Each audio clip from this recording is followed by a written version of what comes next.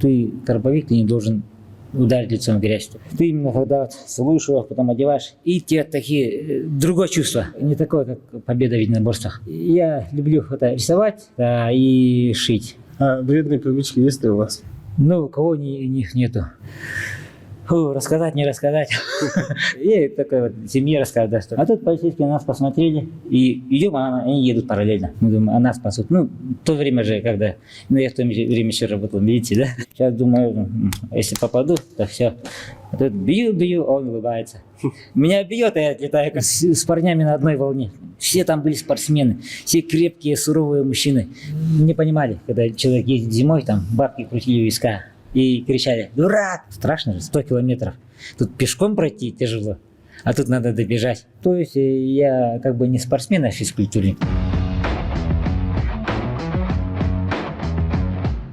Всем привет, это подкаст Тамары Стоп, и сегодня мы находимся в клубе Панчер, и сегодня герой нашей программы, тренер по тайскому боксу, по кикбоксингу, гиревик, марафонец, ультрамарафонец Геннадий Соловьев.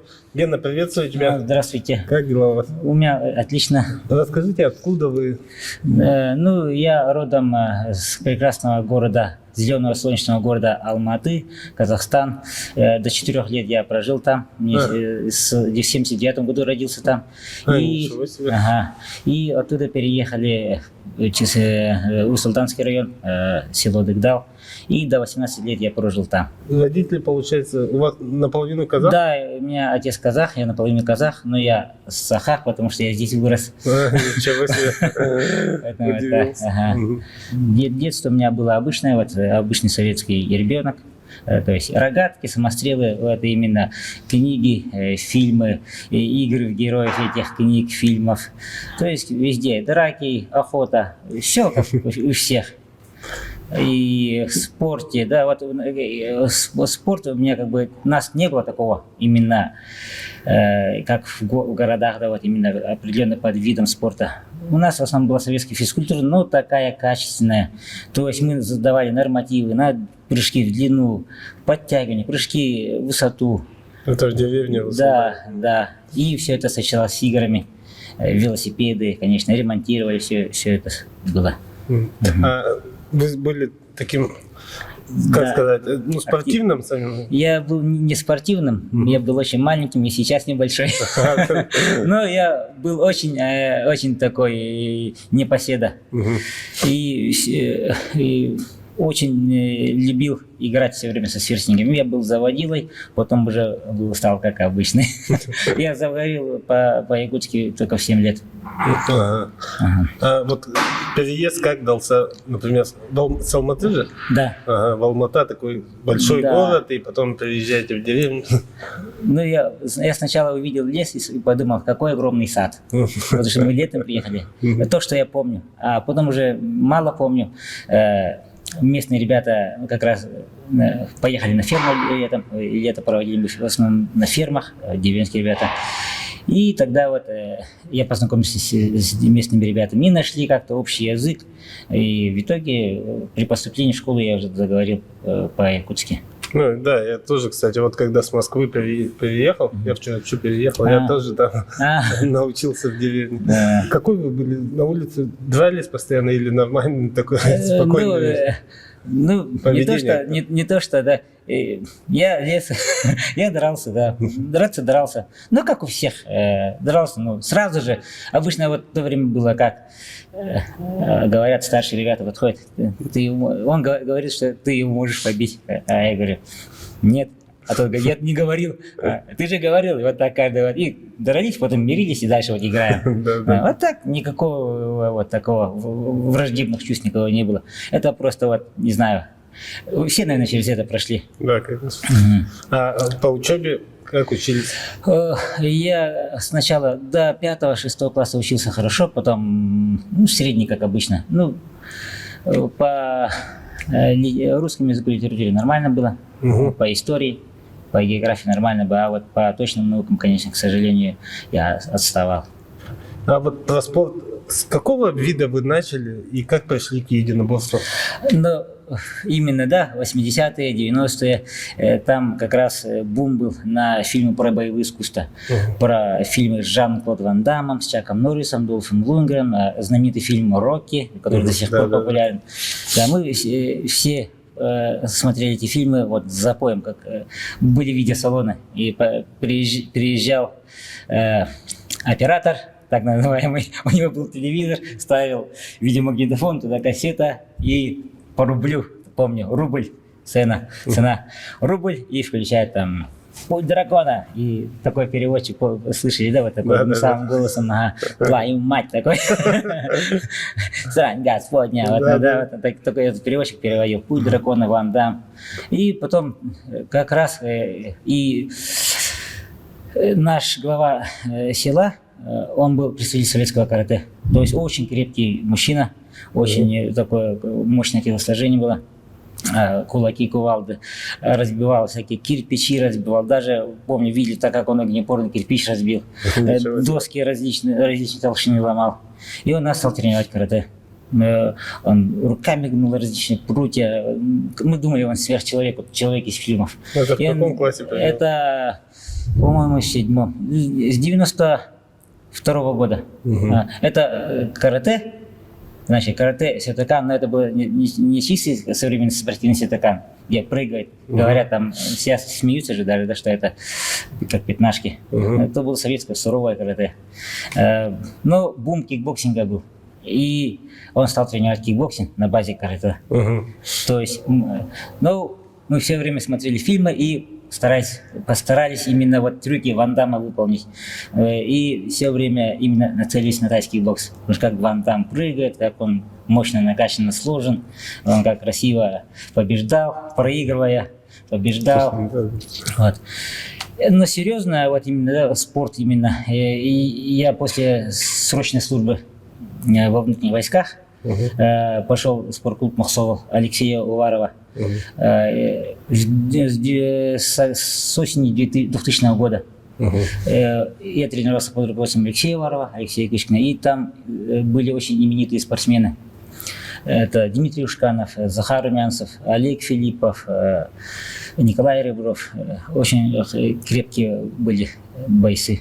Вы с ними тренировались? Да, я с ними тренировался, и я горжусь тем, что я был с ними в одном зале.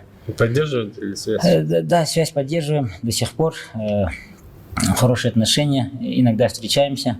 Но редко встречаемся, потому что кто где разъехались. Ушканов в Америке, да?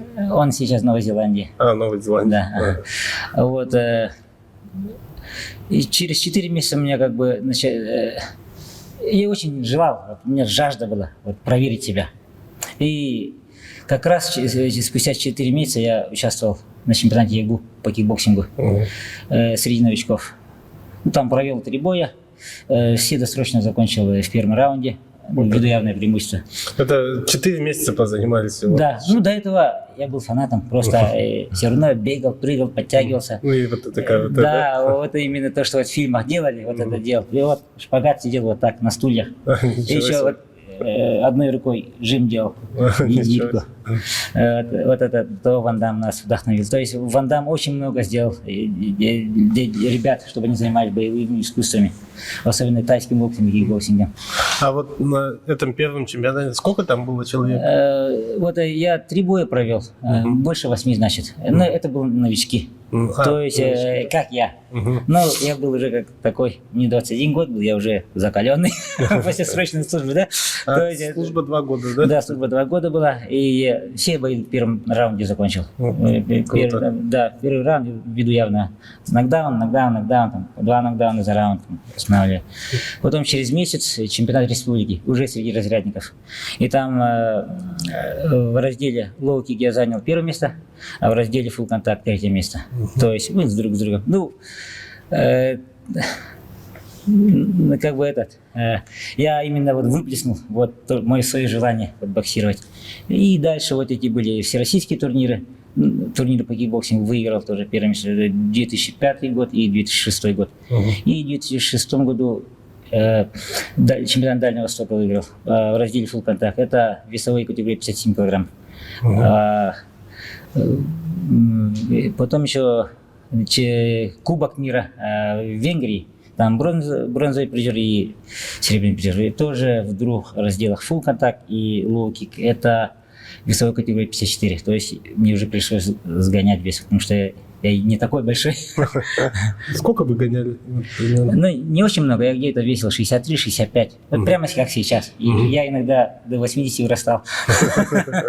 Примерно 65, вот как тогда вот весил. Но я был менее атлетичный. То есть я был более такой. Сейчас я выгляжу более мышечным по сравнению с тем парнем. It's the 10 crack commandments.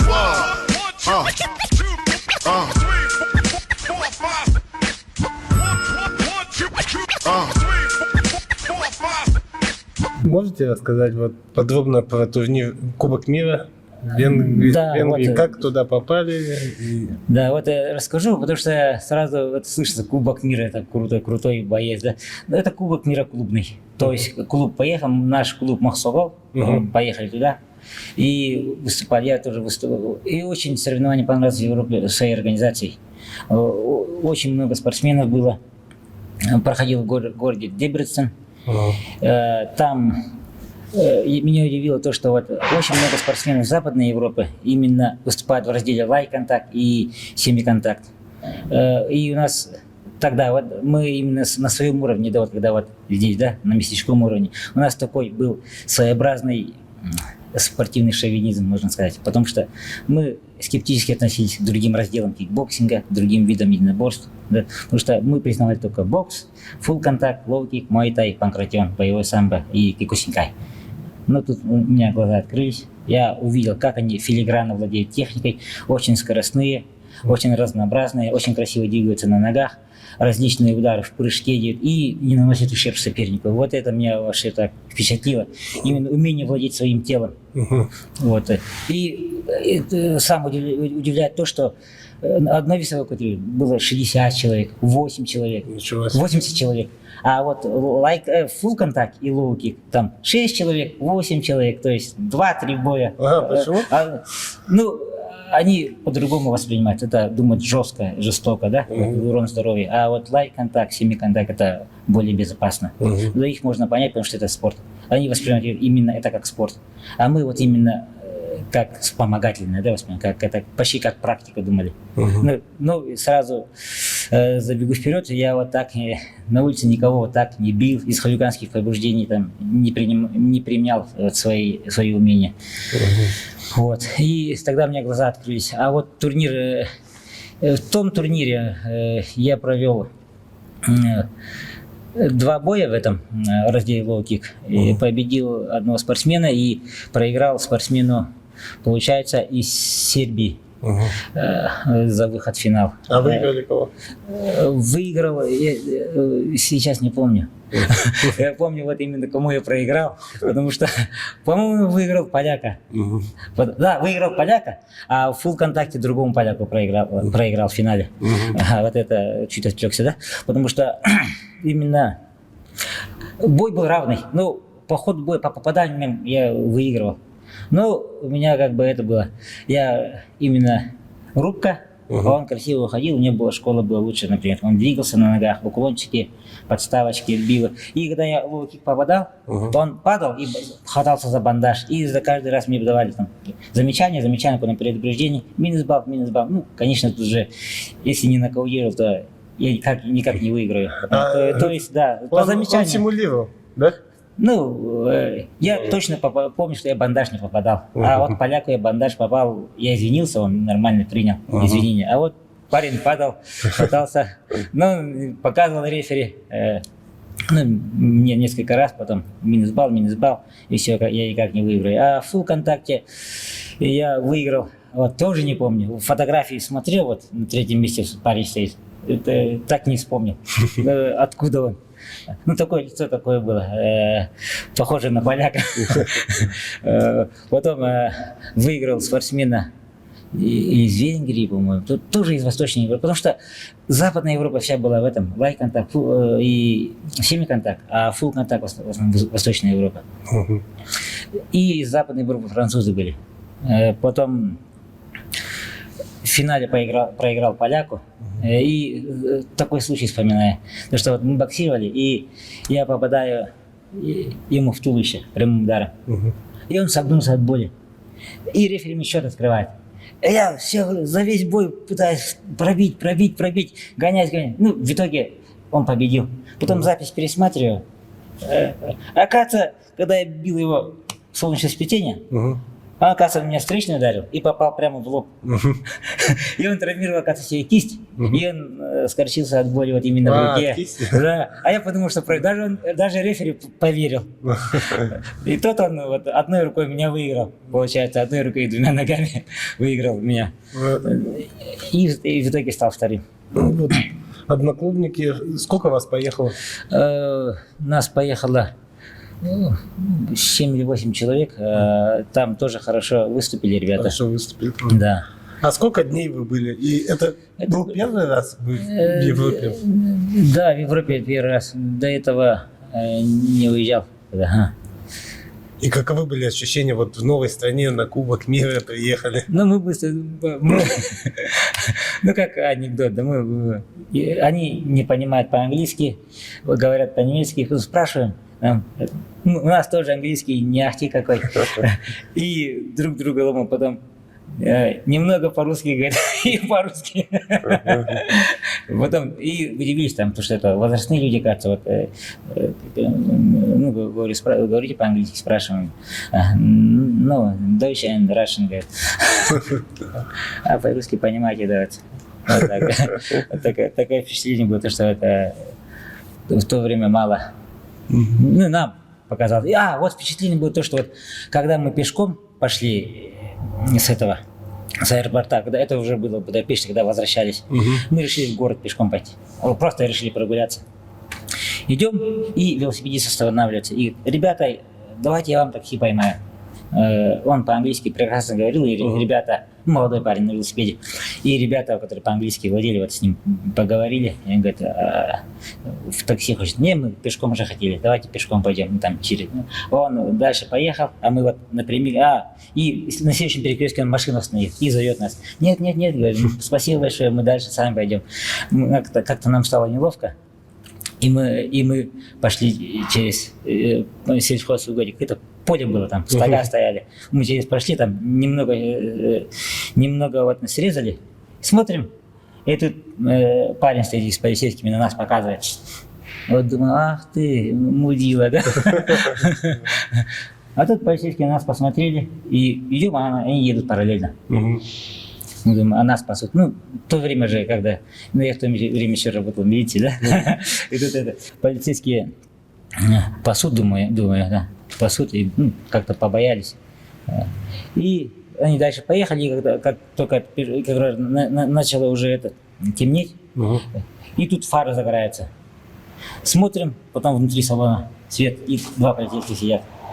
Потом мы поняли, что они нас охраняли. Охраняли? Да, чтобы мы никуда не попали никуда. Вот, тогда мы удивились, как так? Вот, такое впечатление было. А теперь о ваших достижениях в тайском боксе. Ну, изначально я занимался тайским боксом и параллельно выступал в кикбоксинге. То есть я... основной это был тай, но выходил. Поэтому вот ближний бой у меня не очень был. То есть я сразу хватал, замечания получал. В тайском боксе, основные мои такие достижения, вот это первенство азиатского региона России по тайскому боксу, это в 2002 году, 57 килограммов. И на том соревновании я получил, кстати, вот это спецприз, там грамота была, за лучший вайкру, рамуай я танцевал там. Там мы добавили свои нотки, именно со своего клуба, там сокол, летящий сокол, именно падающий на добычу.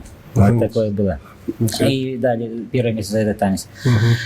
Там мне понравилось, Именно то, что именно то, что Россия считается, Россия самый сильный боксист считается в тайском боксе. Ну, в то время Беларусь была, но там уже Россия, да. Ага. Потом второе место Москва и Московская область по тайскому боксу. Это 57. Потом 54 килограмма. Это чемпионат России, 2004 год уже. Третье место. Ага. И Кубок мира в Бангкоке, 2002 год. Там был второе место, серебряный призер. Проходил этот Кубок мира проходил в королевстве Таиланд, столице королевства Таиланд, Бангкоке. Турнир проходил в двух категориях А и Б. Я выступал в категории Б, и открытие такое было, именно да, впечатление. Открытие было такое, именно вот дух вот тайского бокса. Да.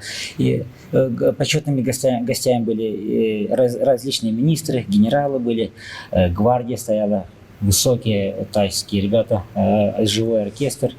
И под гимн поднимали флаг соревнований, флаг Таиланда. И там была почетный гость принцесса королевства Таиланд. Имя не помню, к сожалению. Там сидела принцесса. И на открытии продемонстрировали вот именно тайские боевые искусства. Это краби крабон и муай баран. Это старый муай-тай. То есть боевые приемы, работа с мечами. И эти парни, да, вот, не побоюсь сказать, как каскадеры, да, каскадеры, бойцы, каскадеры. Именно такие приемы показывают, реалистичные такие, как будто по-настоящему наносят удар ногой по голову. Удар в прыжке с коленом, забегают, бьют локтем в голову, и при этом яростно рубятся мечами. И такие искры прямо из-под мечей, да, из-под лезвий. Да, вот до того филигранно вот отрепетировано все, как будто в реальности вот бьются. Реально локтем попадает, вот падает. Мечом рубит, он блокирует искры. И потом, после этих показательных выступлений, вот была выставка, и мы посмотрели на эти мечи. И действительно заточенные мечи, даже, как сказать, большие ножи, даже не мечи, большие ножи, да, они как мачете, китайские мечи. И лезвия были иногда прорублены почти до половины, вот такие, действительно вот так сильно носили удары. Там инструменты были народные, там одеяния различные. И сразу же вот рядом с этим местом проводилась жеребьевка. Так демократично проводилась именно шары и цифра, и назывался вот именно спортсмен какой страны. И вот так перекатывали, как в лото. И говорили, вот этот с ним. Короче, вот сильных не разделяли, когда было. То есть в первом круге мог и сильно с ним попасть. И я там провел 3 боя. То есть первый бой был с ирландцем. Ирландец, да. Я начал, и влияние кикбоксинга, да, я начал издалека. Джеб, двойка, нокдаун. Почтальон. Все, явное преимущество остановили. И второй бой, как-то небольшой холодок был. Почему? Потому что я смотрю состав пар, и там смотрю тай. Я думаю, ой, черт побери, да? Потом вспомнил, что Таиланд пишется тай, да, вот TH, а там был TAI. То есть это Тайвань. И у меня отлегло на душе. Вышел на бой, и он такой начал агрессивно. Кричал что-то, бил, кричал. И я начал его раздергивать. И троечка прошла. Ему счет открывает. И решил давать удар ногой. Троечка, кик, как-то он пропустил болезненно. Дай-ка, думаю, еще добавлю, еще раз. Показал тройку, пробил, он захромал, рефери сразу. Я просто остановил. И в финале у меня бой был с филиппинским боксером. Не скажу, что он такой сильный, да? По попаданиям, именно по голове, я больше попадал. Но в бой я проиграл, сразу скажу, да? И сейчас... Тогда я думал, что меня засудили страшно. Я его избил, говорю, клинч, он все время падал. Я все время головой попадал. Мидл кик все время, фронт кик все время, я его отталкивал. Ноги все время пробивал. Голову несколько раз пытался пробить. Потом вспоминаю, оказывается, вот стойка у нас кикбоксерская, да? А попадание в плечо и соперник двинулся, все, балл получает. А он все время middle kick бил и при этом кричал «Эй, эй!» И под музыку методично «Эй, эй!» А по голове он «Эй!» А удары-то руками не считает, только если нокдаун отправишь, тогда считает. Или голова жестко отлетает. А тут я попадаю. Нет, он такой еще крепкий, до этого-то я досрочно заканчивал. А тут попадаю, нету. А он бьет. Клинч, он вроде как, ну, не сильно так, но показывает. А я просто ее скидываю. И в итоге руку поднимать. Оказалось, то, что это незнание правил. То, что вот я проиграл и тогда возмущался, это недостаточно, то есть, информации, да, и именно специфика вот выступлений вот в Азии. Именно, да, потому что вот именно проиграл вот и вот, если бы поправил кикбоксинга был, да, я не было его. Но так получилось. Ну, после этого боя, я проиграл. Потом решили профессиональный бой провести. Тоже поехали на остров Самуи и там бой провели. И такая же ситуация. И еще так. С кем дрался, с Тайцем? С Тайсом, да. И там очень хорошо затейпировали наши руки. И перчатки такие маленькие. Я думаю, ага, если я ронял пузырями, сейчас думаю, если попаду, то все. Тут бью, он улыбается. Меня бьет, а я отлетаю канатом. И тут я понял, что профессиональный уровень и любительский — это совсем разные вещи. Ну, я достойно провел. Да, бой проиграл, но все равно это... А в записи есть бой? Запись нет, остались только фотки. Фото. В то время там мало было, там камеры с кассетами были. А с кем вот поехали на профессиональный бой? Там местный менеджер был, мастер Пек, он отправил своего представителя с нами. Мы решили там деньги заработать. Предлагали по боксу, там $1000 предлагали, было, и по муай-тай. Ну там так как 6 раундов, и бокс-то у нас не очень, мы-то рубимся стоя, и они рубятся, плюс они бьющие. И мы предпочли муай-тай за $300. Да, $300, да. Меньше, да? Меньше, но 5 раундов, а у них 6 раундов.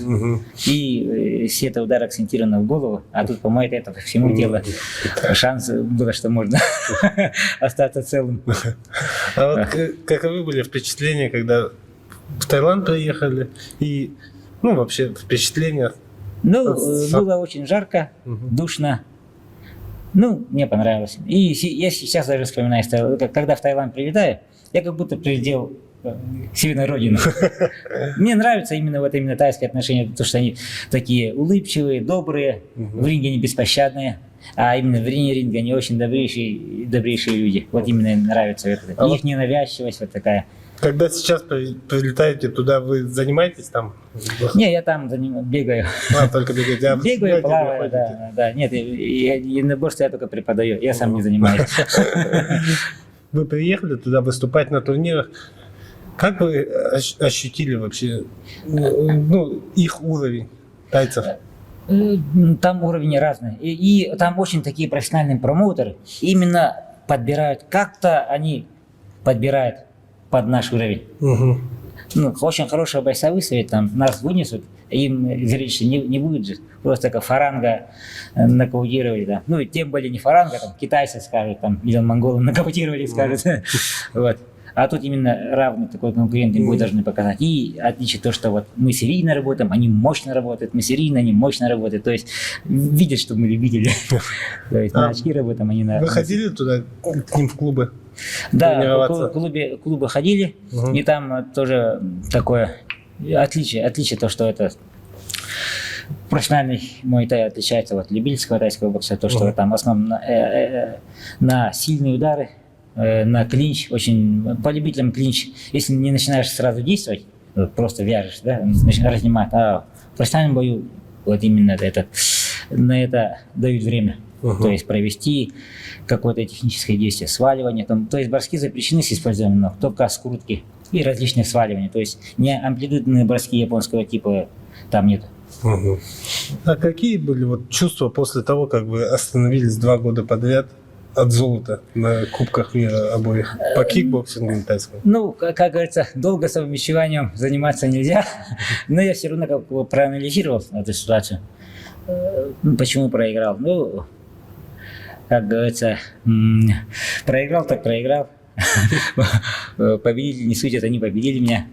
И сейчас смотрю, ну, вспоминаю, и это, оказывается, вот по факту, да. Но именно тогда я молодой был, горячий и не мог смириться. А вот именно по объективной причине это недостаточная информация, да? То, По правилам, да? Да, Вот, и как считают по правилам, да. Интернет слабенький был. Основную, вот, например, да, основную информацию как мы брали. Например, хотим повысить выносливость. Идешь в библиотеку Пушкина, берешь картотеку, вот такая, и начинаем алфавита, нашел выносливость, там спортсмен какого-то уровня, находишь выносливость боксера, переписываешь там сколько книг, там переписываешь, там формуляр заполняешь, потом даешь библиотекарю, выдают по вторникам и по четвергам, приходишь с утра пораньше, как с открытием библиотеки, и находишь нужную тебе главу и нужную информацию, и конспектируешь. Ну, например, информация такая. Вот так да. А сейчас, например, что? Сейчас поисковик ввел, что и наоборот поток. Сейчас, наоборот, сложнее именно фильтровать информацию, потому что различные информации могут быть там неправильная информация, без научной доказательной базы. Вот именно здесь, наоборот, нужно уже ориентироваться, выбирать. Вот. И тогда я понял, что и недостаточно выездных соревнований было у меня, потому что вот именно по этим видам спорта. Их спонсировали тогда или на свой счет больше? Болезненная тема, да. Вот за свой счет. То есть мы находили спонсоров. Вот, и я вот всю свою это там, наверное, потратил. Красновечье, сейчас вот боюсь вот разговаривать насчет финансов. Просто заходили и просили денег. Вот, письмо такое-то, такое. И на проезд. Там, и 10 отказывали, там 11, например, там столько сумм выделял. Ну, мы переезжали, отчитывались, вот здесь билеты, там еда. Вот, ну, не досконально, конечно, там оплачиваешь за наличку, чеков нету, но приехали, так приехали. Ну, поддерживали, да? Да, люди находились, вот спонсора. Ну, не постоянно, вот именно один к какому-то соревнованию спонсирует, потом другой там. Очень несколько людей было, вот, которые постоянно поддерживали. Круто. Да, но это тоже надо было к ним самому идти, а все равно это же барьер, например, я вот стеснялся, например, барьер был тоже. Молодой еще, да? Да, именно рассказать, не рассказать. Такое это было, да. И такое вот семье рассказать, то, что у меня такой был бзик. Ну, у меня есть свои тараканы много, да. Вот такой был бзик, то я стеснялся, например, покупать доллары, например, сколько-то. Чтобы подумать нищеброд, типа такого. Это такой бзик был. Сейчас смотрю, я сейчас бы мог просто по $100 покупать. Тогда вот там, больше, меньше $1000 тебе не купили, стыдно. Это такое было. А каким вот из своих достижений больше всего ты гордишься? Из этих единоборств? Да, ну вот, да, единоборство, да, вот то, что для кого-то это небольшие достижения, да, ну, так как я это достиг своим потом, своим трудом, они одинаково ценны для меня, потому что чемпионат Лигы среди новичков тоже, я же новичок был, и как бы я пересилил себя, свой страх, но все равно вот вышел на первое место. Вот то, что не дошел до Кубки мира, да, вот на первое место, но все равно до финала же дошел, поэтому как все равно сильнее там. Ну, одинаково не могу видеть, это более сильно, это менее сильно. Они как бы одинаково. У них своя история у каждого. Какой вот из достижений больше всего тебе дало эмоций? Положительных или, можно сказать, отрицательных, ну, которые запомнилось больше всего? Отрицательные это, конечно, проигрыши, их было достаточно, а положительные все вот такой эффект дают, именно такая эйфория, именно у многих по-разному действует, я вот специально спрашивал ребят, вот у меня именно вот, когда вот объявляют, у меня такая эйфория, дрожь по телу, вот, радость такая. А вот когда на пьедестале встает, там ничего, просто друг друга поздравляем. А некоторые вот на пьедестале вот именно радуются. Некоторые день спустя, вот много ребят таких, которые день спустя осознают, и вот, мы красавцы, вот так думают. А у меня прямо в линии, сразу действует.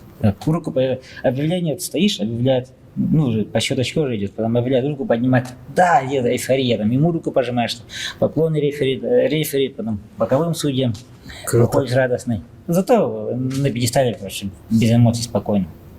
А там некоторые плачут, там. Мне так, других по-разному. А какие из дисциплин больше тебе нравятся? Вот лоу-кик, я не разбираюсь, если честно, так сильно вот в кикбоксинге и в тайском боксе.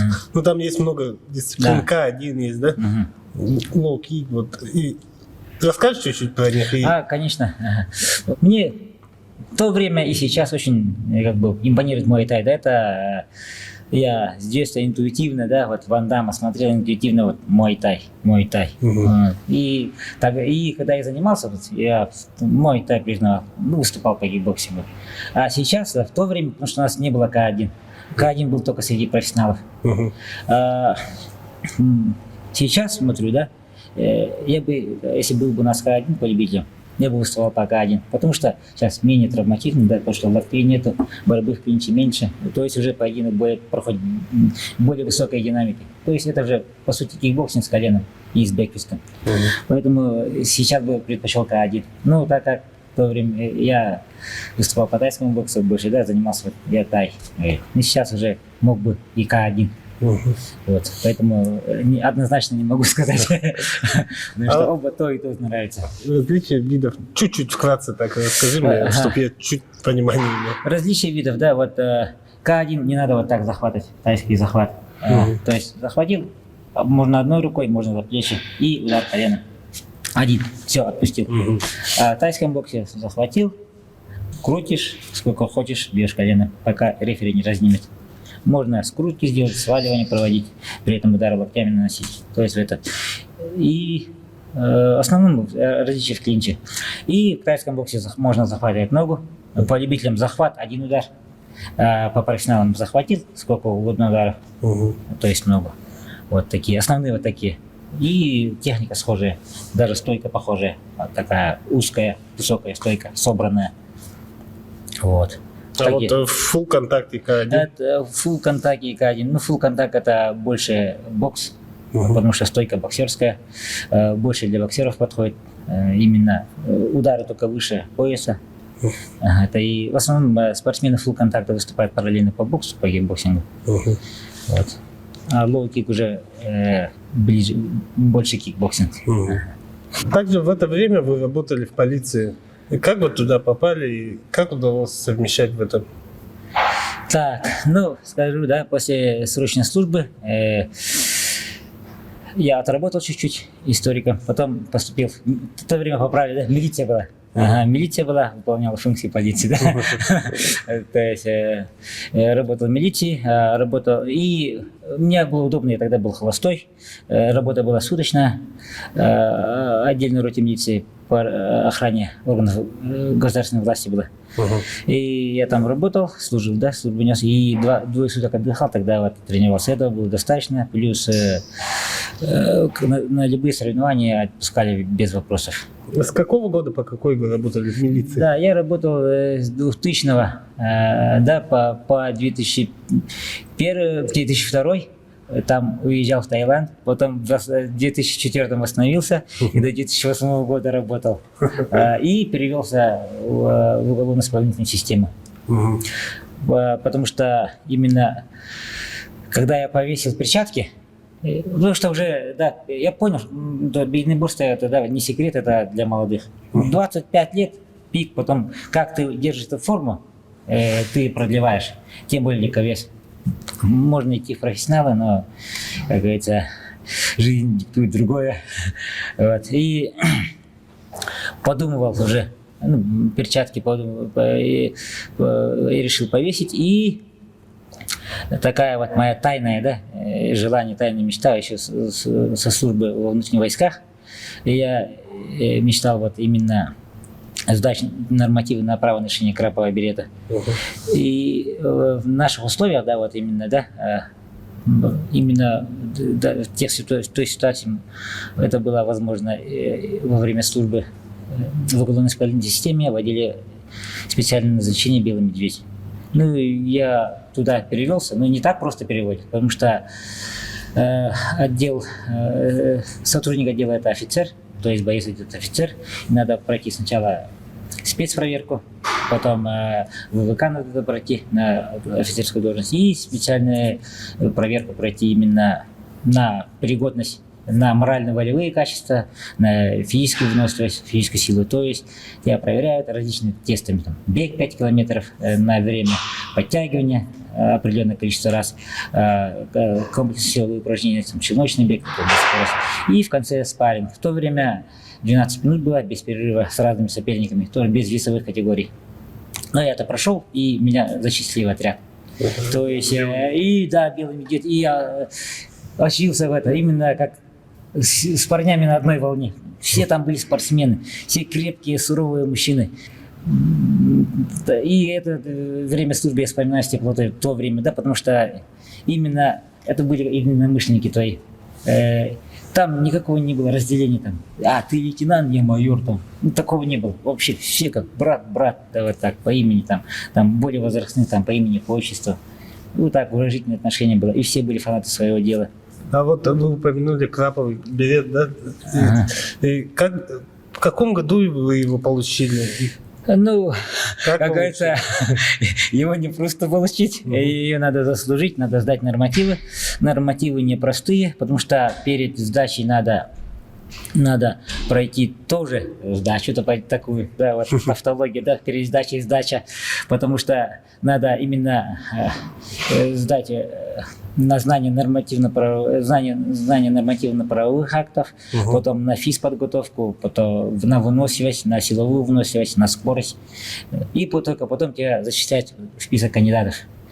А вот сам тест, да, вот сами испытания, это проходит там, туда входит прохождение огненно-штурмовой полосы препятствий, именно на правильное преодоление, на помощь товарищей и так далее. Марш-бросок длиной более 12 километров, начинается 12, и в любом подразделении они по-своему трактуют. У нас это было 16 километров в полной боевой экипировке, то есть бронежилет, каска, автомат, противогаз, пистолет.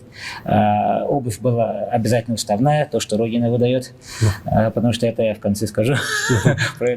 Так. И еще сдается акробатика, именно, то есть умение сальто, подъем с сгибом и так далее. Огневая подготовка и в конце спарринг. 12 минут с 4 свежими соперниками без разделения весовых категорий. Сейчас, и как мне известно, уже разделяют по весовым категориям. И самое сложное — это трасса, вот это марш-бросок, потому что не просто там бег в экипировке, там тяжелое снаряжение, да. Тогда вот кирасы были 12, 15 было некоторых. И сфера вот старая, то есть это 2 килограмма 600 грамм. Автомат, пистолет, противогаз. И бег в противогазе, переползание по грязи, прохождение водных препятствий, переноска вот своего товарища с его же оружием. И то есть на всю трассу, да, во время всю исследования, нас было 18 человек, и на всю трассу вот инструктора пытаются вот заставить тебя сдаться. А ты должен именно вопреки всему этому преодолевать. И вот во время прохождения трассы, вот я не любил бег, да, потому что я все время бегал, да, все время бегаю, да, но я тогда не любил бег. Оказывается, бег воспринимал как наказание. И тут все время бег еще в тяжелой экипировке. И я такой хитрый способ нашел. У меня хорошая силовая выносливость. И когда отжимаемся, например, или идем гусиным шагом, я тогда отдыхал, то есть восстанавливал силы. Или когда какая-нибудь водная, например, граната, да, я, когда разбегаюсь в рассыпную, я бегу в направлении движения, то есть тактическая хитрость, да. То есть когда все бегут, когда построение обратно, да, я просто шагом иду в колонну, а все остальные бегут, например. То есть так экономия догнал. И вот на финише у меня вот отлетели подошвы, которые уставные версы. Я так добежал до финиша. Вот. Все эти нормативы сдал, но тяжело было. И вот когда вот сдача, да, вот когда вот тебе вручают уже заветный билет,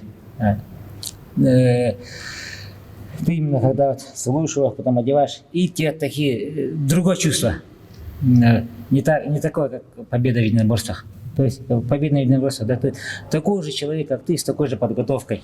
Каждый пытается навязать свою тактику, манеру ведения боя. И кто быстрее перестроится, кто кому навяжет, да, и исходя вот от его тогдашней спортивной формы, да, вот выигрывает, например.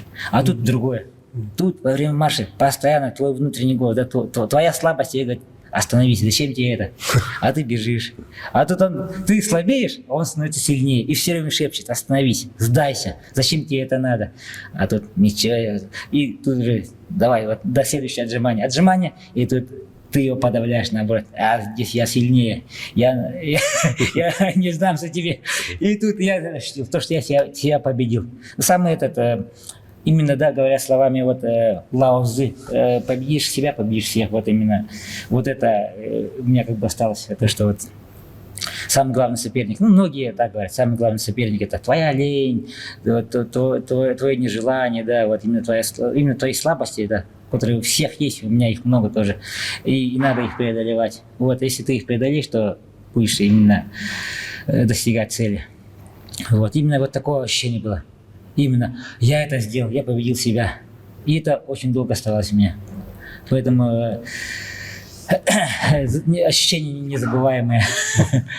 Сколько человек проходит, вот, например, вас 18 было? Да, нас было 18, вот я это забыл сказать. И прибежало 2 человек. Оттуда двое, да? И один из них я. Ничего себе. Один из них я.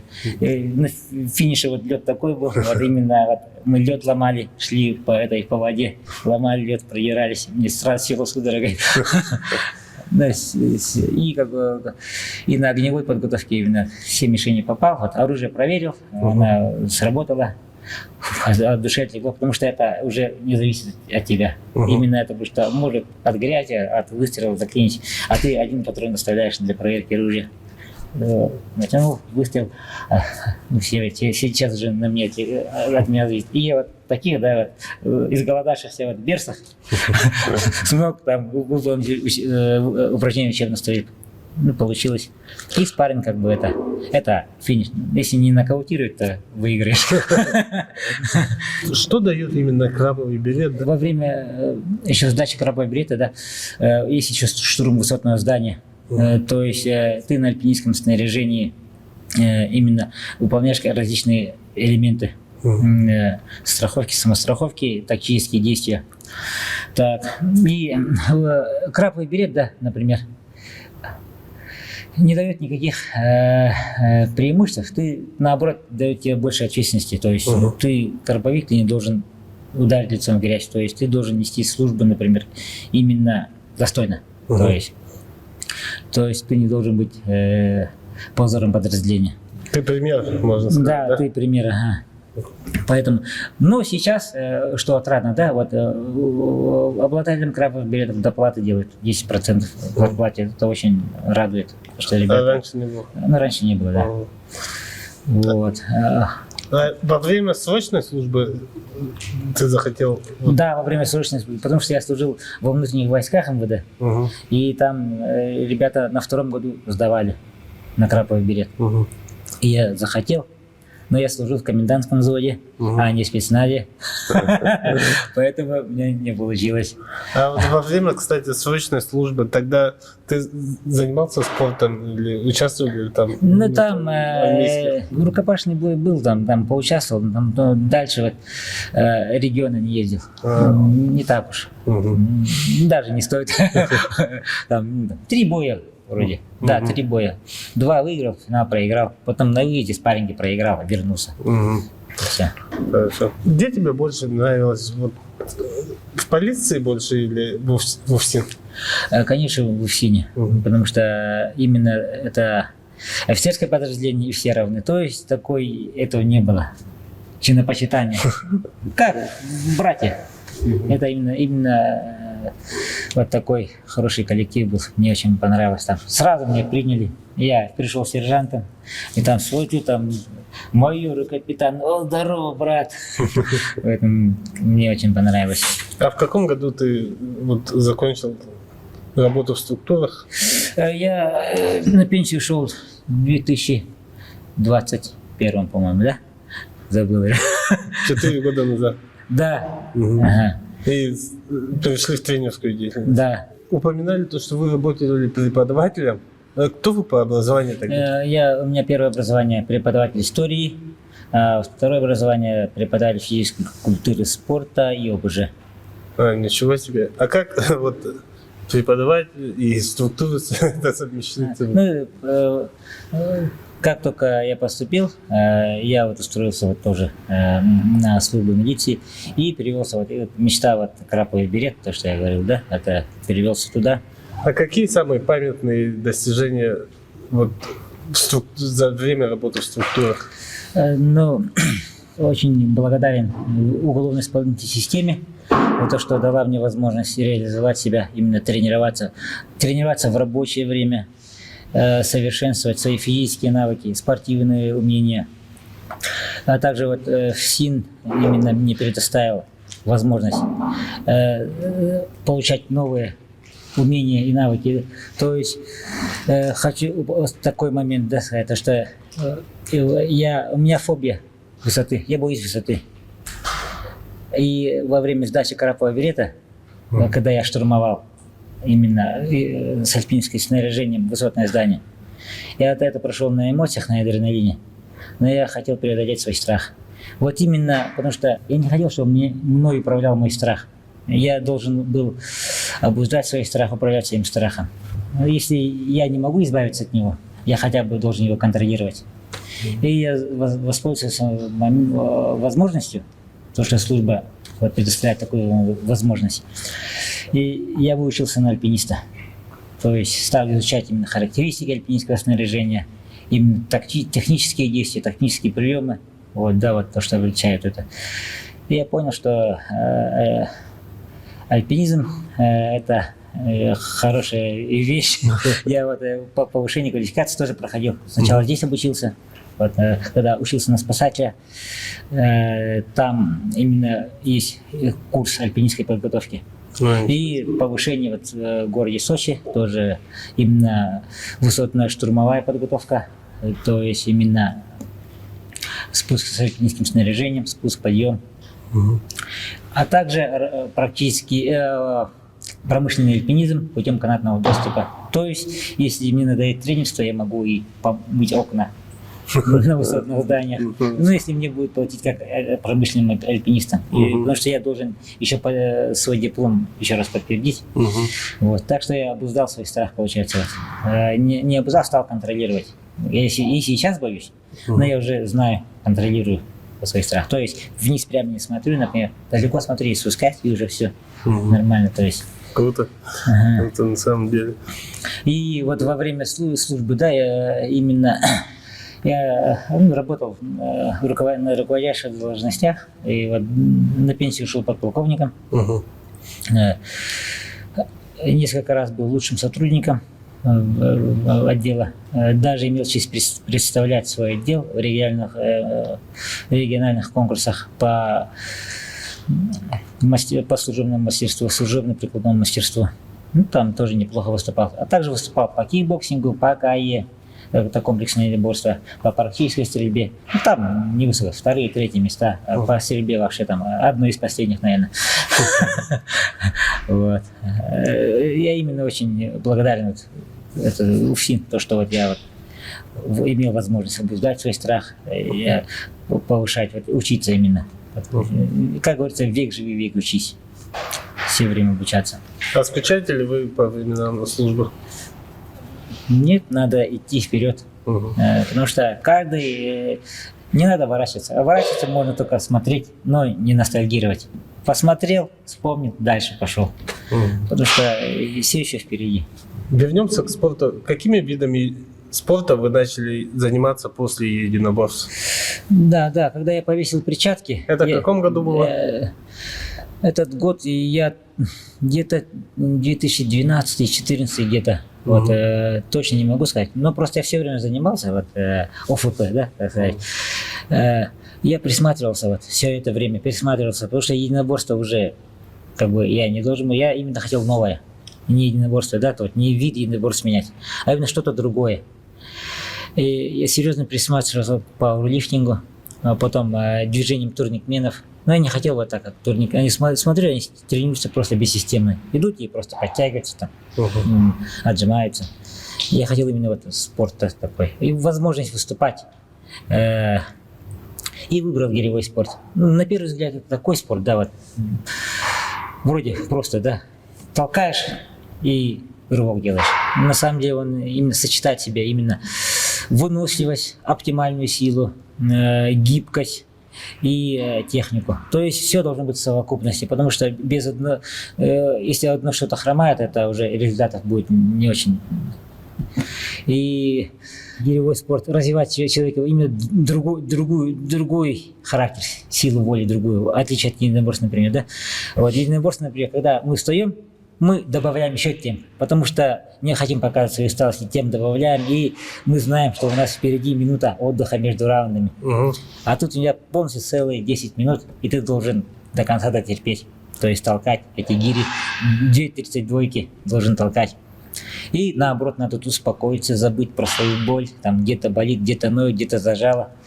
Ты должен успокоиться, продолжать толкать, дышать, то есть контролировать вот именно ментально. И это очень тоже понравилось. Очень тяжелый вид спорта, сразу скажу. Именно надо технику все время тренировать, все время растягиваться куда-то, например. У меня, например, это плохо растягивается, поэтому стою, там дергаюсь, тоже силы теряешь. Вот. И гиревой спорт, как говорится, он спорт сильных там, вот, остались.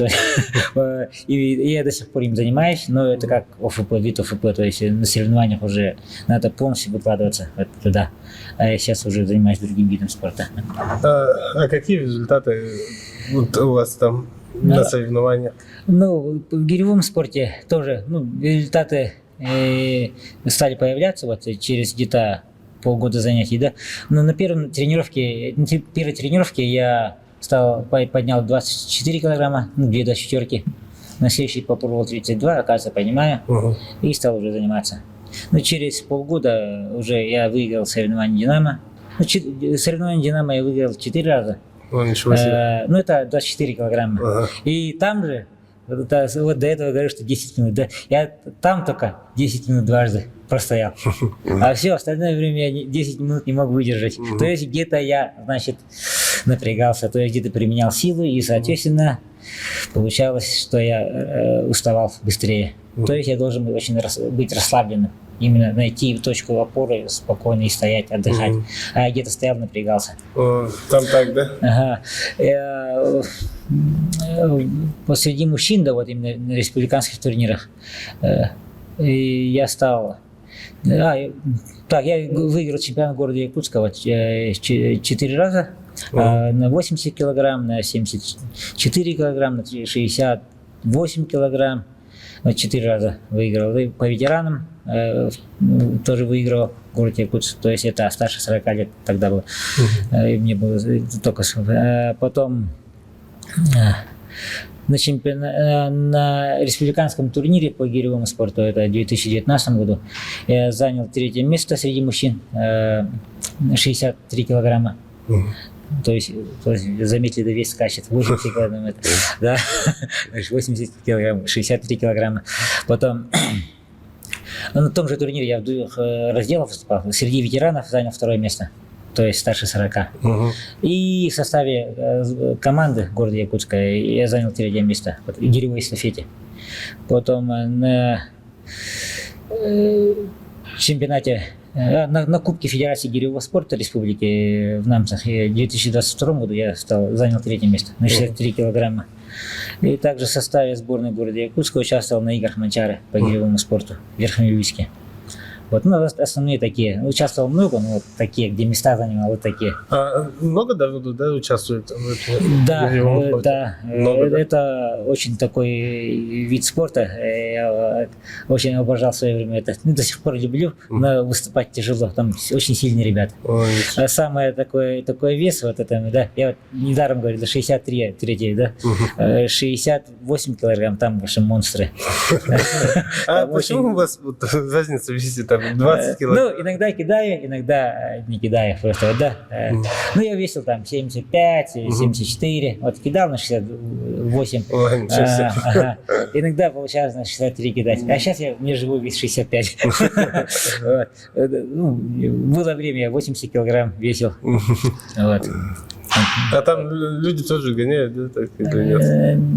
Да, гоняют. Ну, смотри, вот именно не так сильно гоняют. Вот это.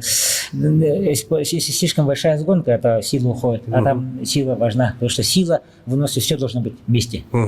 Если чрезмерно сильным будешь, у тебя выносить мало будет. То есть ты силу потратил на первых толчках. То есть уже ты даже не толкал, сжал, и все, устал. А тут надо 10 минут, это долго. А 32 килограмма, это вроде кажется легко. Но это смещенный центр тяжести, она давит на предплечье. Вот, и вот у меня следы вот гиревого спорта. Вот, до сих пор они есть.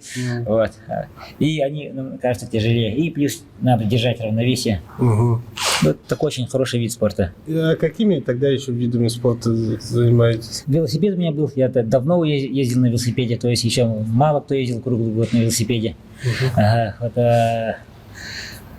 И раньше тогда вот не понимали, когда человек ездит зимой, там бабки крутили у виска и кричали: «Дурак!»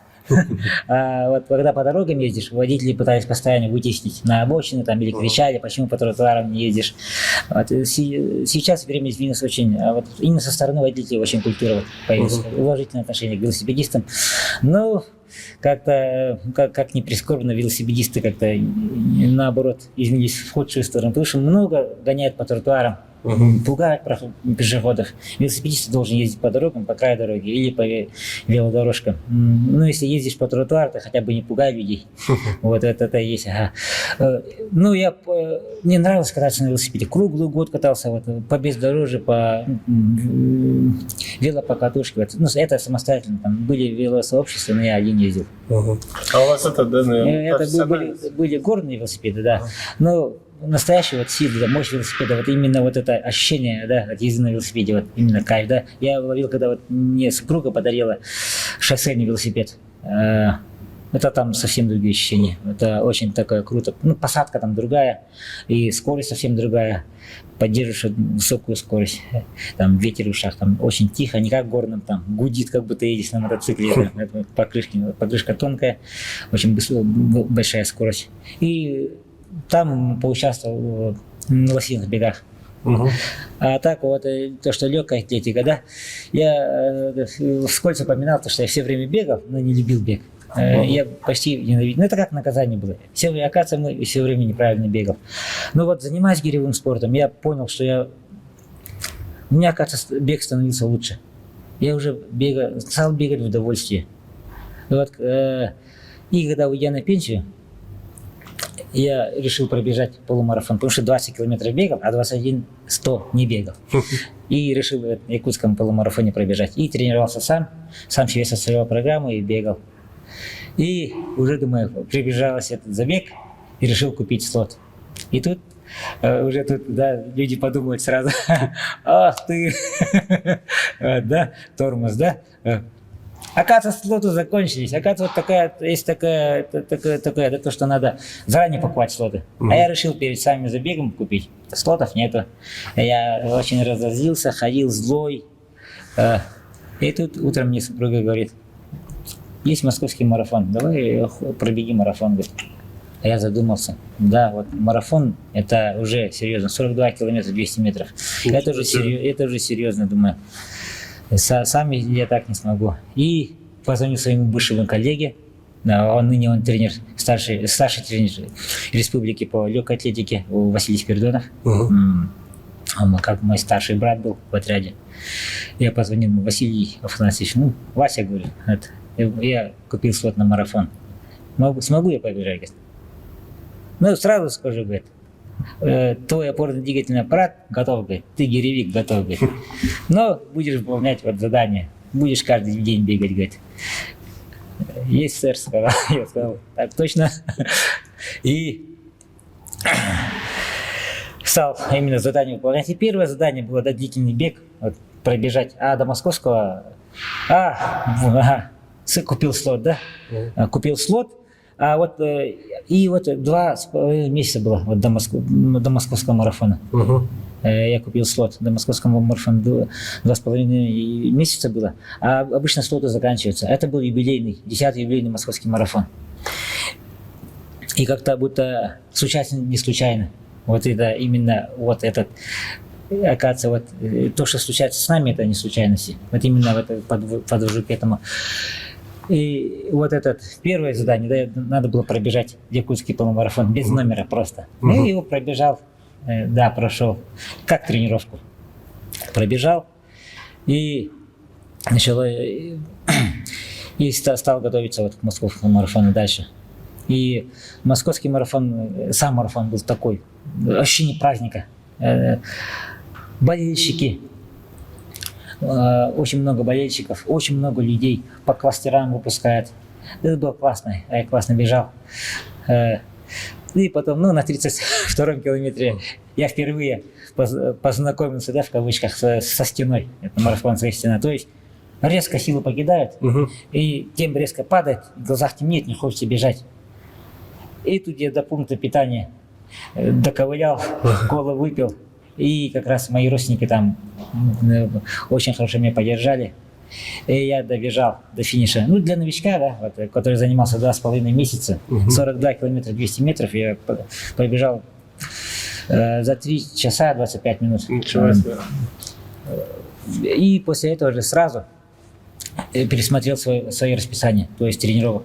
Уже решил, что уже будет, потому что бегуны тренируются утром. Я уже стал просыпаться в 4:30 и уже 5:30 уже начинал тренировку. Вот. После этого был полумарафон. А московский марафон, он где проходит? Он в Москве. В Москве, Да. А где там именно? Именно начинает с Лужников и заканчивает Лужниками по центру. Это Да, и то, что скажу, да. И в конце, да, вот, когда я прошел, тренер позвонил, говорит, ну что, ногти целые, говорит? Нет, говорю. Ну что, говорит, молодец, говорит, поздравляю, ты тебе марафонец, говорит. Вот. И после этого вот я пробежал ледовый забег, официальный, да, который ледовый забег. Потом спустя месяц пробежал вот забег, который проводится вот в мае, да. И я там пробежал забег 21 километр, половинку.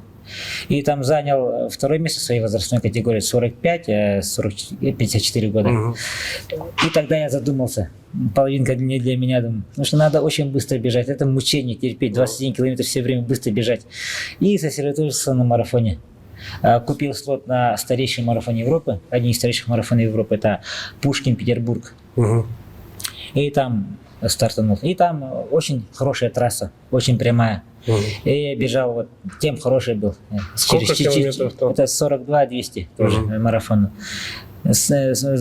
Тем был 4:0, 4:05. Конечно, там добежал, но все равно опять это... Тут уже случилось на 29-м километре. У меня свело мышцу, икроножную, я доковылял все равно. Но все равно свой личник побил, московский, да, я добежал за 3 часа 11 минут. То есть существенно, на 14 минут улучшил. И сразу же после этого купил слот на казанский марафон. То есть казанский марафон весной, в мае. И вернувшись в Якутск, начал уже готовиться к этому. То есть ОФП было. И тут уже начал подумывать. Я не люблю вот именно, чтобы, да, я задумал войти в 3 часа. Вот еще на питерском марафоне я подумал про себя. Уже во время марша, да, во время бега. Хотел войти в 3 часа, и это меня как бы это аукнулось, вот, мне то, что много всего, я бежал быстрее, чем надо было, потому что это марафон, это не такой непредсказуемый. Я решил войти в 3 часа, потому что вот из всего населения Земли, да, вот марафон, который люди из всего населения Земли 0,1 человек пробежал 42-200. И я подумал, надо войти в это число, да? А те, кто за 3 часа пробегают, это еще меньше. И вот решил войти в 3 часа, не люблю бегать на стадионе, потому что там скоростные работы. Скоростные. На стадионе я устаю, я болезненно отношусь, когда я не выполняю задания от тренера, не могу выполнить. А вот на асфальте у меня получается вот, напрямую. И решил сейчас совершенствовать свое плавание, и мы поехали вот с семьей, посоветовался, поехали вот на зимовку. Фукуок выбрали, Вьетнам. Ага. И там я тренировался рано утром, вставал, утром пробежка, после завтрака плавание от 1,5 километров до 4 километров.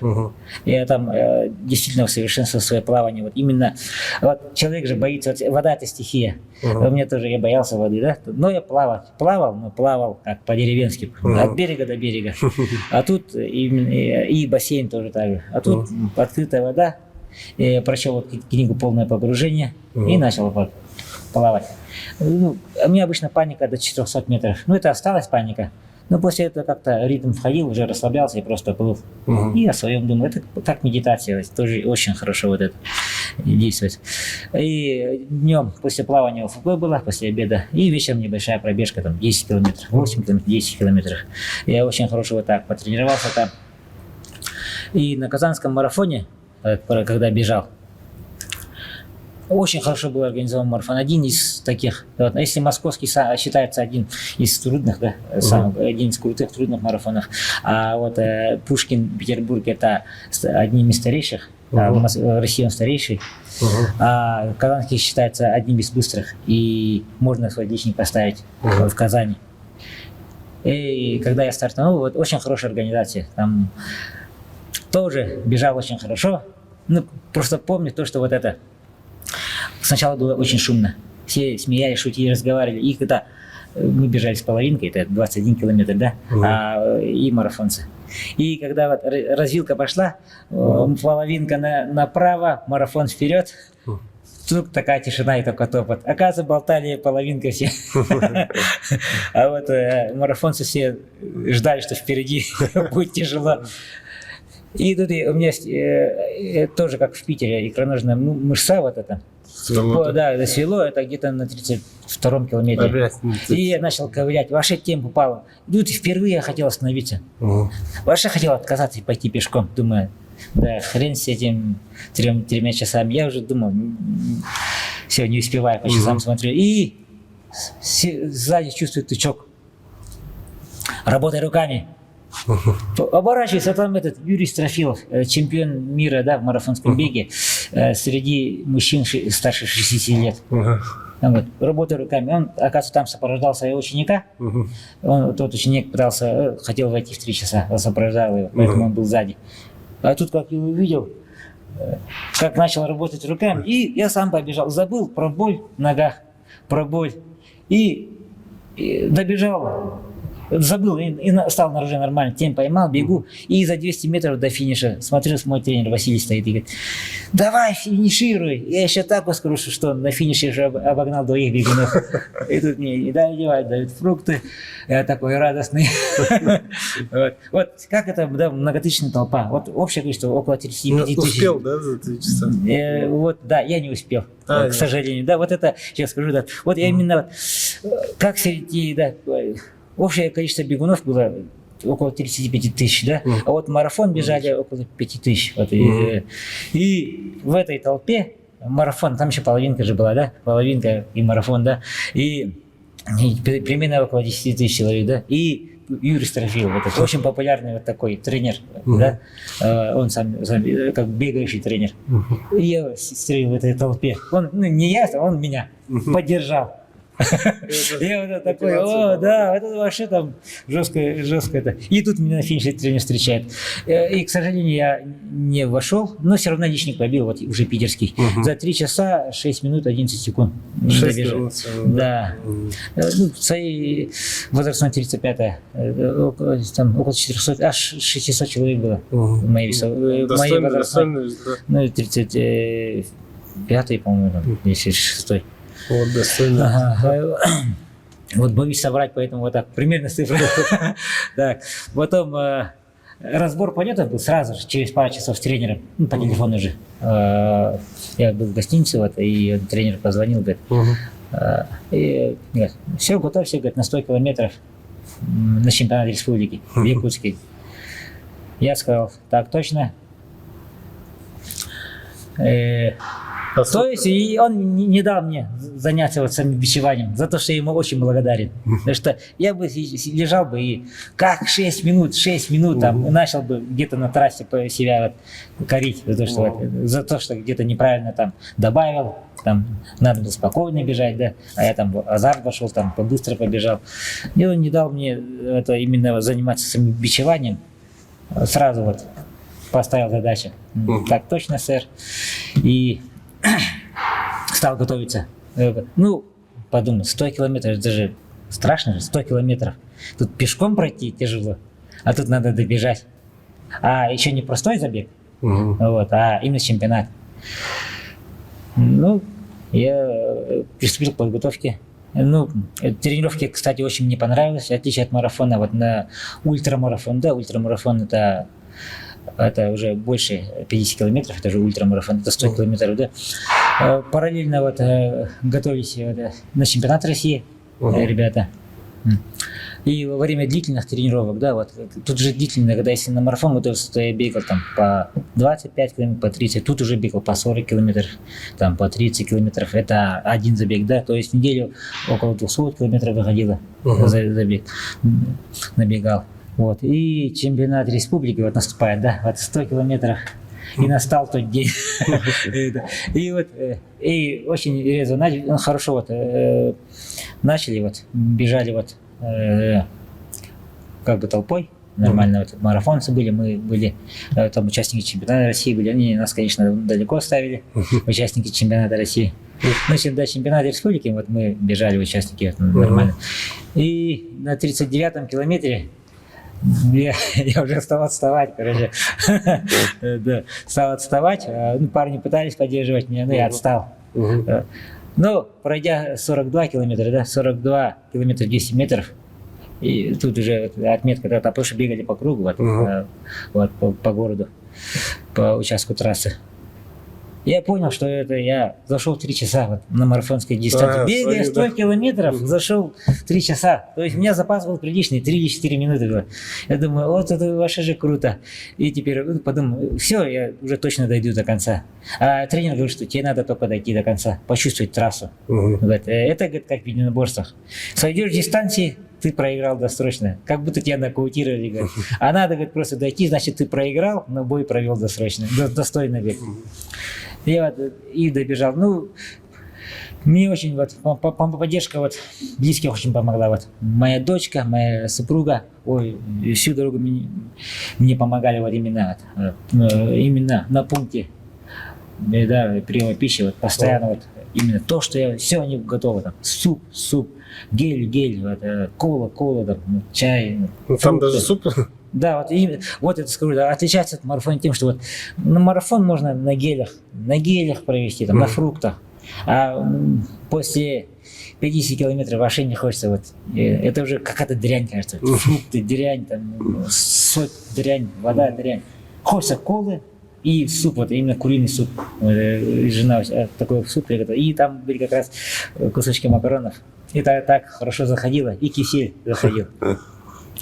Вот, поэтому именно вот, да, это благодаря их поддержке вот я прошел, иначе бы я сдался бы. А за сколько пробежали? Долго. По-моему, 8 часов с чем-то. Ничего себе. Да. Ну, я прошел. Ну, это круто, на самом деле. Да. Первый это ультрамарафон. Так что я стал ультрамарафонцем уже в этом году. То есть марафонцем, ультрамарафонцем стал. Это в этом году, да? Да, вот осенью было. А вот еще такой вопрос. Вот, например, когда вы бежите, о чем вы думаете вот на таких дистанциях? Да, думаешь о разном, обо всем думаешь. Бежишь, и это как вот длительный бег, да, как медитация. Как лучше обучение какое-то или книга. Но это я плохо воспринимаю именно, я лучше воспринимаю визуально, чем это. Поэтому я слушаю книги, которые я читал раньше. Или слушаешь и куда-то улетаешь мыслями. И проблема, о которой ты думал, например, да, во время нерешаемая, ты находишь во время этого бега именно решение этой проблемы, какой-то выход. Поэтому это очень полезно. Думать там, ты 2-3 часа просто теряешь там, идешь на пробежку.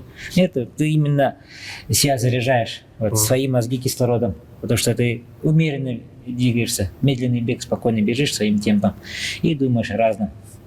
Это очень хорошо. А вот, да, на 100 километров я, когда вот это же соревнование было, все-таки не тренировка, и я все время думал о еде, все время хотел кушать, все время кушать, и все тело болело. Это был именно сплошная боль, все мое тело. И постоянно, это тот же голос, да, этот, сдавайся, остановись, зачем тебе надо. Да, пару раз я вот так поковырял. Но именно вот поддержка, да, вот моей семьи, вот одноклубников, да, вот я тренируюсь у Василия, да, и да, клуб очень меня хорошо поддерживал. Вот чемпион России, да, по суточному, есть суточный бег, Михаил Просимов, да, он меня очень хорошо поддерживал, чемпион России. Такой, именно благодаря поддержке вот таких людей, да, вот, я вот добежал. И когда добежал, вот, мне повторилось то ощущение, когда я сдал на краповый билет. Вот именно такое ощущение было. Я себя победил. Вот именно вот это чувство пришло. Вот. Круто. А в планах еще где участвовать? В каких соревнованиях? В планах, да, вот, бег со мной уже надолго. Вы полюбили это? Да.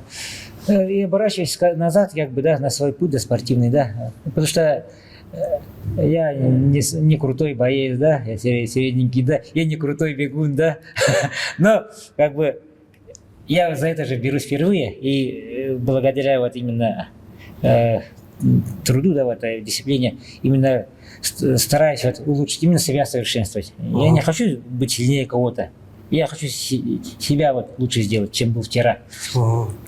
И вот оглядываясь на это, я понимаю то, что вот все эти занятия вот, меня подталкивают именно к Ironman. То есть бег, да, вот, укреплял тело гирями, велосипед, да, вот, плавал, да, к Ironman. То есть пройти полную железную дистанцию. То есть это 3800 или 3600 плавание. Ну, у меня все равно 4 с чем-то выйдет, я вот так плаваю. Потом 190 велосипед, 180 велосипед и марафонская дистанция 42 километра 200 метров бег. То есть это пройти. И услышать на финише «ты железный человек». Хочется вот так на финише «ты железный человек» услышать. Вот это хочется. Ну, это будет не финиш все равно. Вот, все равно будет, как говорится, финиша не существует. Да, вот, именно вот я согласен с Дэвидом Гоггинсом, да. Он крутой же чувак, да, вот вообще жесткий чувак, самый крутой мужчина. Самый суровый, да, жесткий чувак. Он говорит, финиша не существует. Вот, да, действительно, я с ним согласен, финиша не существует, потому что ты, дойдя к одной цели, идешь к другой. Не только в спорте, вот, именно какой-то деятельности. Там. Ты доводишь до совершенства какую-то деятельность, потом ты меняешь направление, идешь куда-то дальше. То есть не остановишься, как говорится, век учись, век живи, век учись. Вот. Я не буду останавливаться, это все со мной. Будет триатлон, может быть, суточный бег будет, ну, смотря как. Ну, забеги будет всегда. Ультрамарафон, наверное, тоже будет. Трейл, наверное, будет, трейловые забеги будут. Вот.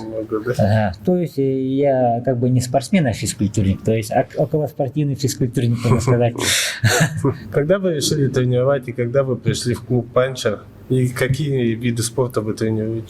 Я решил, то есть я себя позиционирую как тренер новичков. Раньше, да, когда вот я еще работал, да, и сам тренировался, я тренировал еще до 7-й школе. Вот, и один мой ученик, да, я его начал тренировать, он через 2 года стал серебряным призером России по тайскому боксу, потом финалистом чемпионата мира по тайскому боксу и финалистом Кубка мира. То есть я его начал тренировать и передал тренеру другому, да, вот, Алексею Юрьевичу, вот, моим тренерам. И он вот так пошел. И других вот так тренировал. А если не секрет, это кто? Это Михаил Дежковский, который тренирует в этот клуб Панчер тоже. Вот, потом я других тренировал, именно новичков, да, и они тоже вот так, результаты вот. И понял, да, тренировка новичков – это моя стезя, то есть именно чтобы спортсмен достиг до какого-то уровня дошел и пошел уже тренеру, который именно готовит к соревнованиям. Вот. И поэтому, выйдя на пенсию, я пошел в клуб «Панчер». Вот директор — это мой бывший коллега по ФСИН Филипп Седых. И сейчас тренирую детский кикбоксинг, взрослый кикбоксинг, подростковый тайский бокс и взрослый тайский бокс. Вот. А также персональные тренировки тренирую. Вам нравится тренировать? Да, мне нравится тренировать. Да, конечно, вот, именно когда вот человек развивается, да, когда ты он именно воспринимает вот то, что ты ему даешь, вот это, конечно, радует. Именно и мне нравится тренировать детей, потому что чем больше людей вот именно будет вовлекаться в здоровый образ жизни, да, в спорт, да, физкультуру, спорт. Не обязательно быть. Вот именно почему я детей говорю, да, потому что он может быть и не станет спортсменом хорошим, да, но он будет физкультурником. И просто, да, чтобы не было такого, что силы есть, ума не надо, надо им еще ребенку в голову еще, ну, тоже морально-этические ценности, например. Такие банальные, да, банальные, да, потому что банальные вот такие, например, выступай бабушке, например, бабушкам, дедушкам, говорю, там, в автобусе выступайте, женщинам с животом, говорю, выступайте, говорю, таким дядькам, как я, говорит, около 50 лет, говорит, не выступайте, им полезно постоять.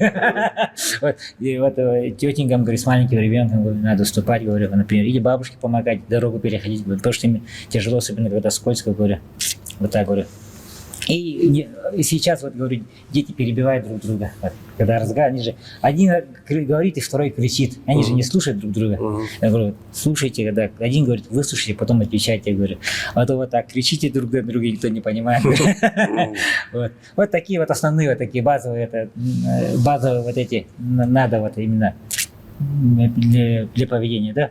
И говорю, вот тоже говорю, вот не еритесь. Потому что вот вы стали боксерами, да, вот ты ударишь, сломаешь челюсть, все, говорю, родители в школу выйдут, научились в полиции будете стоять, говорю. И это не панацея, говорю, это как самозащита, нет, говорю, это только спорт, говорю. Потому что вот, мы люди, вот именно конфликтные ситуации надо как-то вот именно выяснять в этом, говорю, словесно. Потому что не факт, что вот, будете драться, ты победишь, говорю. Вот так. Ну, детям надо объяснять просто. А взяли бы вы под свое крыло, например, тренировать более профессионального спортсмена? Ну, профессиональный спортсмен — это уже надо по-другому подход, потому что так как я сам тренируюсь, а он будет уже забирать мое время. И потом у него своя соревновательная личность, своя психология. Надо найти друг другу подход. То есть я уже не буду уже тренировать других. То есть я уже буду заниматься спортсменом. Только им, да? Да. Вот. Ну, в принципе, могу, но как-то это тяжело будет. Потому что нет, тоже надо отдыхать. Еще, кстати, вы какие виды тренируете? Оффлайн тренировки. Да, вот Я именно слышал. дистанционно, да, вот я 2 года как я тренирую дистанционно, в основном это ОФП, да, для новичков, которые с нуля, да, с дивана. ОФП тренирую бег для новичков и единоборство, да. Обычно люди ходят 2-3 раза в зал, тренируются единоборство. И там, конечно, только идут отработка. Между это маловато, потому что для оттачивания техники, да. И между занятиями я, например, даю задания, например, по специальной физической подготовке, по совершенствованию техники, например, перед зеркалом, потому что он уже знает, зал ходит, знает. И я на нюансы какие-то даю и отправляю задания. То есть, ну, ученики у меня есть, там, в основном, несколько учеников из Москвы. Это один такой интересный ученик из США есть. Ничего себе. Он коренной американец, то есть из племени. Да, он и в тайский бокс, именно российскую школу тайского бокса. А как он вас нашел? Но мы с ним познакомились в Таиланде, в Файрфоксе. И понравилось, как я тренирую ребят. И он очень заинтересовался российской школой тайского бокса. Говорит, я, говорит, это коренной американец, говорит, я из племени. Вот так, говорит. А вот тренировки по ОФП, по бегу, как они проходят офлайн?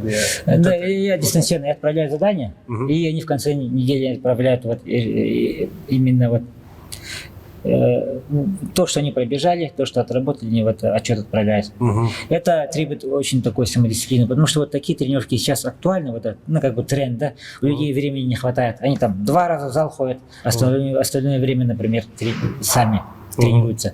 И им легче потратить там 3-5 тысяч, да, заплатил, чем самому задавать там в чат GPT там вопросы задавать, и оттуда они время просто потратят, они больше, например, времени потратят, и поэтому они так заплатили там небольшую сумму и уже получают готовое задание, и это зависит от них уже. Вот. Это актуально, да? Народ, да, актуально, потому что вот, что вы спрашиваете, ей тоже надо разбираться в этом, потому что очень такое задание будет давать, и не разбираешься, человек может просто запутаться. Вот, поэтому вот, тренер может спрашивать, и он будет от них, да, брать самые эти полезные, именно вот доступные конкретному человеку. А вот на тренировке панчо у вас большие группы, много народу ходит? Народу очень много, я даже не знаю, сколько. Детей в основном много. Приходят, уходят. И дети же растут, переходят в подростковые группы. Вот. Да, вот именно вот, кто приходит, вот дети, да, они быстро учатся. Но именно когда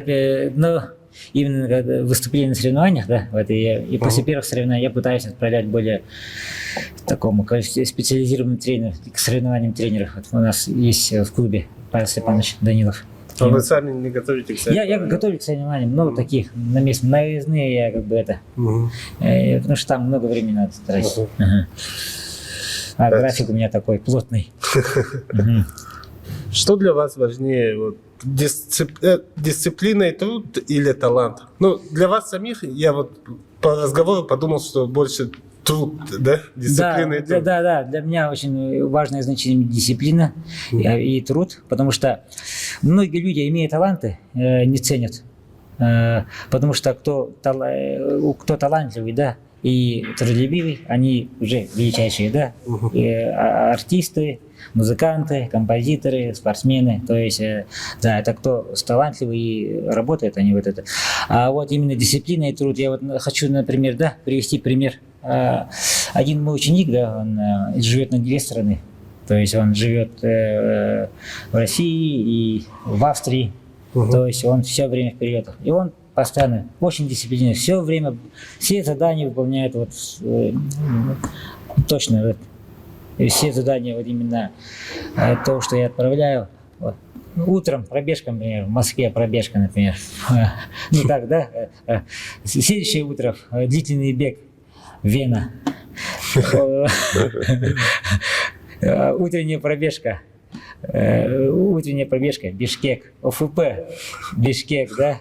Длительный бег, Ташкент, например. Вот. Он летает, но все равно он успевает заниматься. Несмотря на свою занятость, загруженность, он все успевает. И он за 1,5 года он уже пробежал 3 марафона. То есть с каждым разом, он ничем не занимался, да, в детстве. Ему около 50 лет, он ничем раньше не занимался, то есть, да, обычный человек. Он с такой железной дисциплиной. Он мой самый лучший ученик, да, один из самых лучших. И так вот, я поражаюсь его силе воли, его трудолюбию и дисциплине. Потому что он после первого марафона, следующий марафон он улучшил на 37 минут. То есть, это ваше. И следующий еще улучшил. Так, и пример, да, другой пример, да. Вот он тот, да, вот из Москвы ученица, домохозяйка. Обычно, с обычными, да, бытовыми проблемами, там, мать, жена, домохозяйка, еще работа.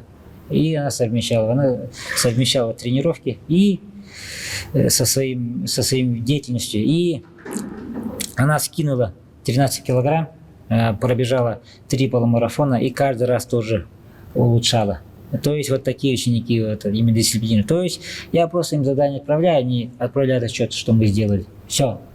Любая погода, непогода, все время. Вот, дождь, снег, гололед, все время выполняет. ОФП все выполняет.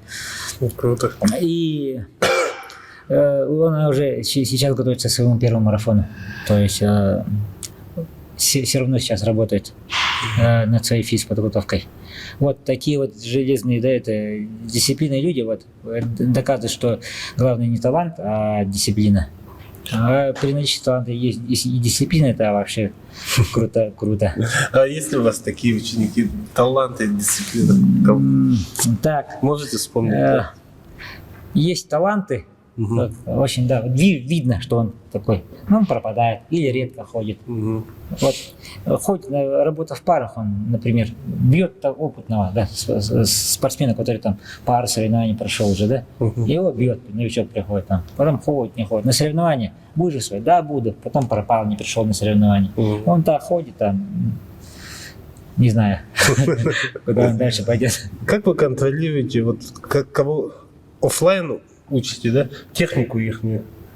Да, вот техника, вот отправлять, например, запись и говорю там, так-то исправлять, да. Но это все равно тяжело, но все равно, ну, например, по единоборствам они уже как бы знают, да. И они стараются исправлять, но все равно вот так-то подсказываю. Например, другой подход, например, говорю, вот ты чуть-чуть доверни вот это, например, сожми кий, да, вот, или в зеркале нарисуй вот эти рамочки, локти должны, например, при прямых ударах не выходить за эти рамочки, говорю. Представь, что это коридор, например. Вот бег, да, вот бег для новичков, как бы я сам как бы бегун и сам пытаюсь совершенно, ну, техника, главное, чтобы был набег. Да, и техника своя все равно приходит. Главное вот ногу ставить под центр тяжести, и все равно своя техника приходит. Как я понял за свою короткую историю бега. Главное вот набеганность, да, и именно вот этот твой набег вот вырабатывает твою технику, естественно. Это когда вот длительный бег. Какое у вас хобби? Ну, хобби там, я люблю это рисовать, да, и шить. То есть рисовать именно. Это очень необычно. Да, ну, различные, ну, я не показываю то, что я рисую, да, различные эпизоды какие-то из книг, там, из фильмов. То есть эпизод, например, какое-то действие, например, кто-то бежит, нарисовал там, потом фон, все это, или натюрморты, например. Что там, фрукты стоят, там, есть цветы стоят, там, решил, посмотрел, нарисовал там на столе, сам стол, там, тени, там, эти побросал, набросал. Ну, конечно, хочу рисовать и красками, маслом хочу, вот, мечта, да, но как-то руки не доходят, пока графит, там, это. Ну, и, конечно, качество не очень, но, может, это передалось от моего отца, потому что он художник-скульптор. Может, это, да, и к предыдущему этому, да, этот талант, да, может, у меня есть талант, но я не развивал, пошел по-другому. Это с детства тогда у вас пошло? Да, я леплю, рисую. А вот шить? Шить это тоже с детства, да, как-то было интересно вот это. И у меня своя швейная машинка, и вот такие, да.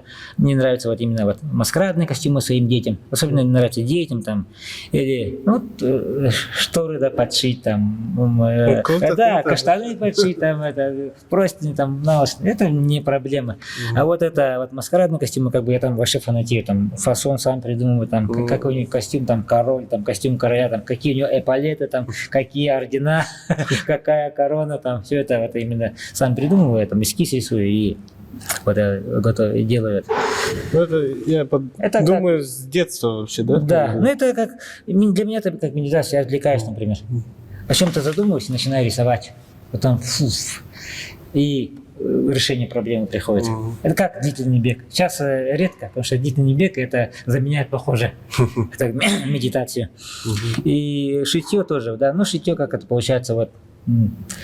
Поделки в садик, да, маскарад в садик, там, или школу, какие-то маскарады, или там подшить там, штаны кому-то, там, укоротить что-то, там, шторы там, подровнять. Там. Поэтому это вот навык мне очень, как бы, это в бытовых условиях помогает. Вы любите читать книги, да? Да, это читать люблю, обожаю, потому что в первом классе, да, вот в первом классе, как только научился читать, и где-то уже к весне я закончил «Три мушкетера» Дюма, и последующий год я все 12 томов Дюма перечитал, и он классика, потом уже подсел на классику и на детскую классическую литературу, то есть Фенемор, Купер, там все перечитал, там по индейцу, там Карл Май, там Майен Рид, Карл Фридрих Май, да, Майен Рид, потом различные эти классики, да, Жюль Верн, детская литература, которая это, я все сельскую библиотеку, все закончил, там, школьную, но потом где-то с 5-6 класса в моей жизни появился Толкин. И тут я почти что толкинист. Да, вот толкинист, там, и уже знаю, могу поспорить, например, где фильм, да, это по канону, это не по канону, например, да, почему эльфы там с острыми ушами, да, там, хотя у Толкина там нету, не упоминалось, то, что упоминалось, что они высокие, гордые, могучего телосложения и все, например, да, а их там в фильме сделали себя блондинами, хотя там у них есть, конечно, блондин, да, но в основном они черноволосые, да, в основном Нолдер племена, ну вот, нравится вот, ну, как бы классика, ее все время хочется перечитывать. Именно классика, это классно. Вот, по-разному воспринимаешь, да? Вот даже детская классика, вот, когда в детстве ты по-другому воспринимаешь, как рассказ, как фильм. А когда ты уже взрослый, ты уже это смотришь в контексте, вот, уже с другой стороны можешь посмотреть именно не только со стороны вот, автора, да? Вот, именно вот, описательный момент есть, но ты уже именно на всю установку смотришь. Ну, нравится, вот как не зря сказал Толкин, да, мне нравятся писатели вот, потерянного поколения, вот именно вот это, между первой и второй мировой войной писатели, участник первой, вот Хемингуэй, да, вот, нравится, вот Ремарк, Эрих Мария Ремарк, его обожаю. Ну, вот кажется, что, да, Эрих Мария Ремарк, то, что у него это все черное, все серое, да, мрачное, депрессняк, да, все там депрессивно. Но именно читая все эти строки, да, вот, именно вот на всю эту лаконичность, да, именно вот это, через всю эту боль именно сквозит вот такое вот именно пронзительное вот человеколюбие. То есть вот именно вот Ремарка, вот, все его герои, невзирая на все трудности, именно все равно продолжают жить, бороться за свою жизнь, бороться вот за себя и за своих детей, да, за свое будущее. Вот это Ремарк, именно вот эта жажда жизни. Вот это нравится вот ему. Хотя вот все говорят там, то есть, это же депрессия, там, это же мрачно, это уныло. Вот. Ну, очень люблю читать. Ну, биографии тоже читаю. Это, вот недавно вот прочел вот Гоггинса, две книги. Это тоже как бы мотивация жесткая. Ну, это он очень жесткий человек, очень суровый. Топ-3 ваших любимых книги тогда? Ну, это, конечно, ну, я сразу скажу, да, то, что это... «Властелин колец»? Да, «Властелин колец» сразу с «Сильмариллион» вместе. Потому что «Сильмариллион» — это как бы вселенная вот этой действия. И «Властелин колец» сам, да. И там потом, что могу сказать? Ну, любая классика, да, любая классика. Я почти все книги люблю. Потому что, ну, топ-1 это «Властелин колец». Топ-2... Оруэлла тоже нравится. Вот это уже антиутопия. Оруэлл и Замятина «Мы» тоже нравится. Вот. Ну, отец антиутопии это Замятин. Он этот в Англии жил, написал. Потом уже Джордж Оруэлл. Известный этот роман, да, 1984. Потом, ну, я его, наверное, во второе место поставлю, Оруэлла. И третье,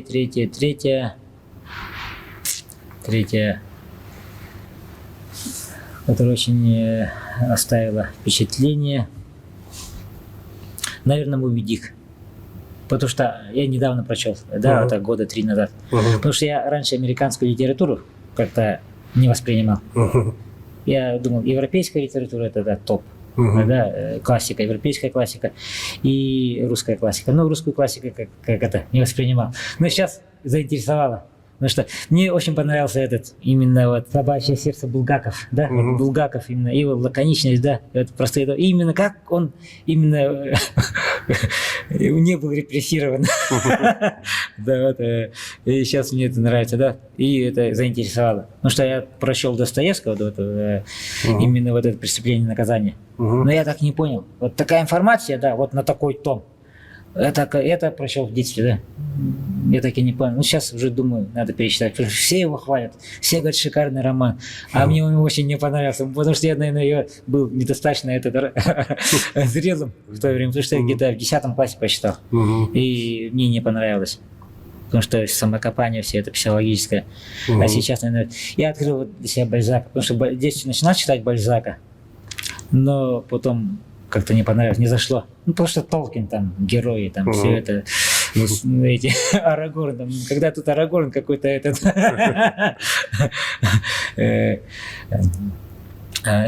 Жак Кален, там, не сравнится с Арагорном. Но сейчас для себя открыл Бальзака, и это, кажется, это тоже такое вот человеческое отношение, именно вот человеческая хитрость, да, можно сказать, хитрость и мудрость вот переплетаются со всеми этими именно вот историческими событиями. Да, вот люблю читать. А фильмы? Фильмы в основном любые смотрю, да, но именно такие нормальные фильмы. То есть, В смысле? которые заставляют задуматься. Мне нравится, например, ну все смотрю, да, то что вот и новые, и старые, но мне очень понравился фильм Акиры Куросава.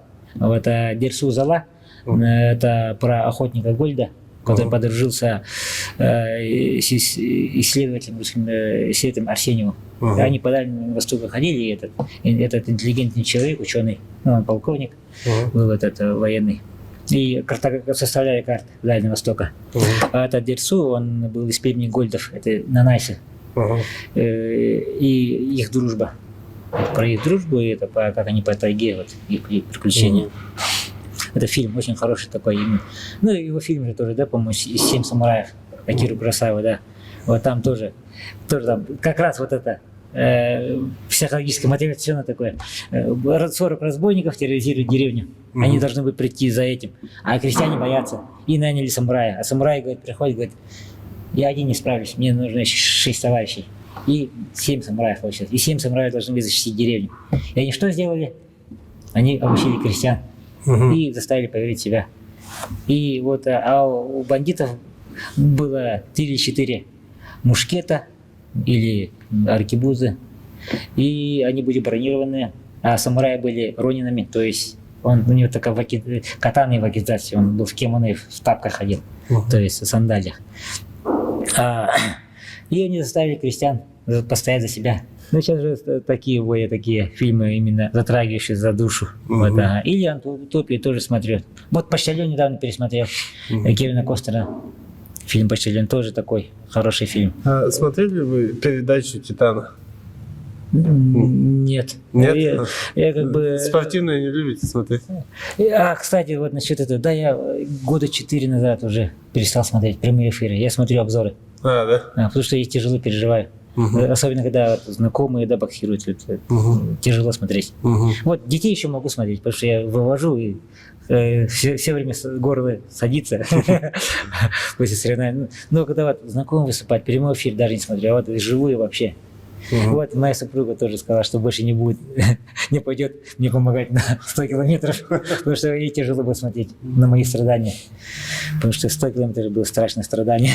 К вашей семье, кстати, у вас сколько в семье? И судя по нашему общению, они дают очень большую поддержку, да, вот, и ездят даже с вами, да, за вас болеют. Да. Поддерживать во время зимовки, вот и после. Да, потому что моя семья очень поддерживает меня. Я считаю себя очень счастливым человеком, потому что вот моя жена, да, как только мы с ней познакомились, да, как она была женой сотрудника, да, правоохранительных органов, это одно, да, вот там вечные дежурства, переработки, да, постоянное отсутствие, все это ложится на ее хрупкие плечи. Плюс сотрудник-спортсмен, да, то есть дополнительный выезд на соревнования, да, какие-то мероприятия связанные, да, там, судейство какое-то там. И все она вот делала вот именно. И все время она была рядом со мной, меня все время поддерживала. Когда надо, она и давала, и мотивировала, или давала пендель, то есть именно заставляла двигаться, да. Все время была моей поддержкой и опорой. То есть все хозяйство, весь тыл был на нее. То есть и сейчас она продолжает вот меня поддерживать во всех моих этих начинаниях. Да, вот. Какая-то безумная идея, я говорю, она говорит, она поддерживает. У нее принцип такой: или поддержи, или же не мешай. То есть она не ноет, например, вот. Зачем ты это делаешь? Вот. Она говорит, поддерживает молча, вот, поддерживает, действиями поддерживает. Именно вот самое важное в этом. Можно любые красивые слова говорить, да, вот, но это красивые слова, это как это шелуха, да, вот, как листья. А вот именно вот действительно реальная поддержка, вот эта помощь, да, вот это именно вот ценится именно. Она всю жизнь меня поддерживала, все мои выступления, все эти, она только поддерживала. То есть всегда я все время хорошо отдыхал, все это, когда дома, все у меня было нормально. И на 100 километров, когда вода, она бы это всю душу, наверное, вложила за то, что это... И поэтому она уже не хочет вот так. Потому что ей тяжело было. Потому что бежал и страдал. Все это... После 39 километров это было страдание. Ну, у меня там трое детей. Девочка и 2 мальчиков. Ну, девочка уже выросла. Мальчики школьники. Но они не тренируются. Спортом никто не занимается? Да, у меня вот занимаются, да. Вот, я сюда в клуб со мной ходят. Но больше творческие. То есть лепка, рисование. Дочка рисует, прекрасно рисует. А хватает ли времени на все, да, на семью? Там? Иногда времени не хватает, но получается то, что вот ты должен все равно время семье уделить. И я стараюсь вот именно утреннее время забрать на тренировку, потому что утром, например, просыпаюсь 4 часа, 4:30 и тренируюсь. И когда после тренировки возвращаюсь, и уже успеваю завтракать, позавтракать со своей семьей, там, кого-то в садик, кого-то в школу, ну сейчас уже школу, да, школу отвезти, потом уже на работу, потом подойти и восстановиться, то есть после обеда, например, я могу поспать, то есть восстановиться, и там на вечерние тренировки иду, например.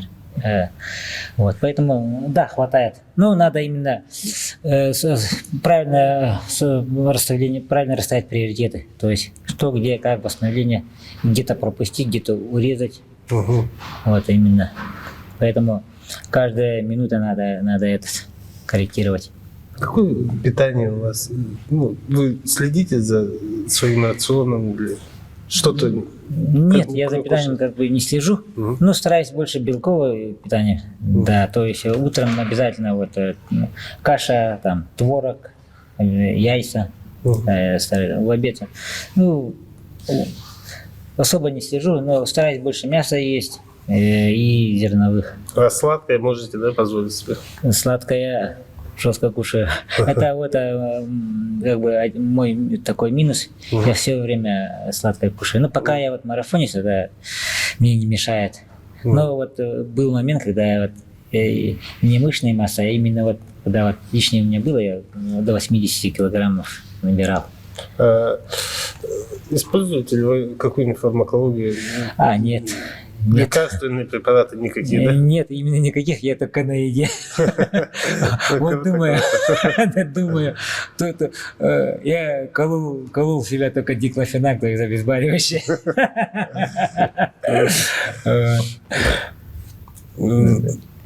Ну и спортпита, вот магний, вот пью все. Магний пью, вот спортпит, да, вот магний пью и коллаген. Вот, все. Протеины всякие даже не пробовали? Нет, я достаточно белка кушаю. Яйца, творог, курицы много кушаю, вот, и говядины люблю. Круто, круто. А вредные привычки есть ли у вас? Ну, у кого них нету? как говорится. Я нытик, когда вот про себя ною, но кажется, что будто я такой суровый. Да, вот, я внутри ною, но я как бы это преодолеваю. Долго собираюсь иногда вот паникую внутренне. Вот как-то вот такие бытовые вопросы, там, паникую, да. Но зато когда вот какое-нибудь решение принимаю, вот действую уже сразу. Вот, именно вот такие качества, то что и, наверное, заметили то, что вот, да, при разговоре вот тяжело мне вот, вот говорю вот именно вот как-то напряженно. Вот это есть. Ну, за собой замечаю, потому что вот именно когда соревнования проходят, у меня часто садится горло, и все говорят: ты заболел, что ли? Нет, именно вот горло посадил, голос посадил. Научиться надо говорить нормально, вот расслабленно. Вот. Я думал, может, перед камерой. Нет, я все время так. Ну, на самом деле, все нормально, все хорошо. Жалеете ли вы о чем-нибудь? Ну, например, какая-то ситуация, наверное, жалею. Все время же жалеем, да, если бы я так сделал, так, да. Но когда вот и смотришь издалека, да, когда уже прошел это все, да, на свой путь, да, и оборачиваешься, нет, не жалею, потому что все приводит к тому, что к чему ты пришел. То есть это никак. То есть я ни о чем не жалею. Все, значит, случайность не случайная, вот как мастер Шифу говорил, да, из известного мультика. То есть случайность не случайная, значит, это значит случилось то, что должно было случиться. То есть не жалею. Какие у вас цели в жизни? Ну, цели в жизни различные, вот, в физкультурном плане, да, вот, ну, цель, например, да, вот, независимым быть, это именно вот, в финансовом плане, да, чтобы семья была именно вот так. Нормально вот это.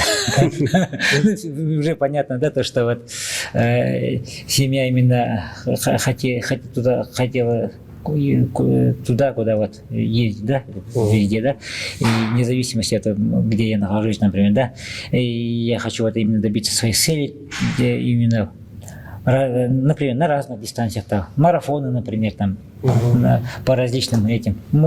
Хочу, например, пройти крутые марафоны, ну, это мечта, да. Ну, вполне реализуемо, если быстро бегать. Ну, я не очень быстро бегу. Но если там за 2 часа, там, 50 минут там, бегать марафон, то реальный шанс, например, все эти марафоны, 7 марафонов. Уже раньше было 6, вот в этом году Сидней добавился. Вот уже 7 марафонов. Ну, надеюсь, успею. Потом можно пробежать там самый южный марафон, например, это Антарктида, там, например, или самый холодный марафон, это у нас в Аймяконе можно пробежать. Да, вот вариантов масса. Трейловый и ультрамарафон можно 100 километров там по сопкам, тоже по горам, по запрещенной местности, тоже вот такие. Можно любые цели найти. Вот как, а еще раз про Гоггинса, это то, что вот финиша не существует. Как только ты дошел до какого-то финиша, ты все равно себе найдешь цель. То есть в этом наша все суть жизни, да, то, что вот мы все время переходим от одной цели к другой. Но при этом мы ценим то, что мы получили. Потому что многие, наверное, подумают, что я не постоянный, да, это единоборство, и не всю жизнь. Почему не единоборство? Потому что вот я начал единоборство, да, и они со мной всю жизнь, что я преподаю. Вот гиревой спорт я начал и как будто бросил, но он со мной, потому что я им занимаюсь. Вот бег, да, и подумать, перейдя в триатлон, брошу. Ну, бег-то это самая сложная дисциплина триатлона. Потому что после всего этого плавания, после велосипеда надо еще бежать. Вот, поэтому это бег тоже всегда со мной, например. Вот поэтому все время надо ставить себе задачи и стараться их выполнять, потому что не стоять на месте. Вот. А какая у вас мечта главная? Ну, главная мечта, да, говорил, да, вот Ironman пройти.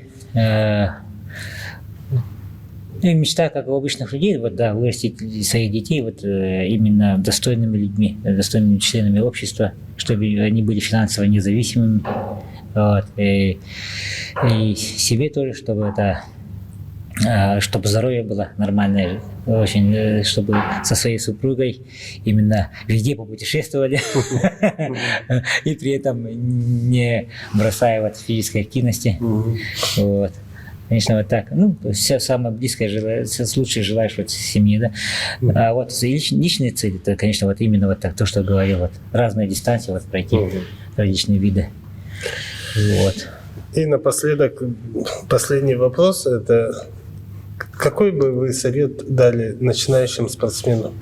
Но начинающим спортсменам бы я дал совет, то, что тренируйтесь, слушайте своих тренеров, вот, именно, и помимо этого именно обогащайте свои знания, вот именно и узнавайте информацию про свой вид спорта, про как увеличить свои именно свои качества как спортсмена, например, да.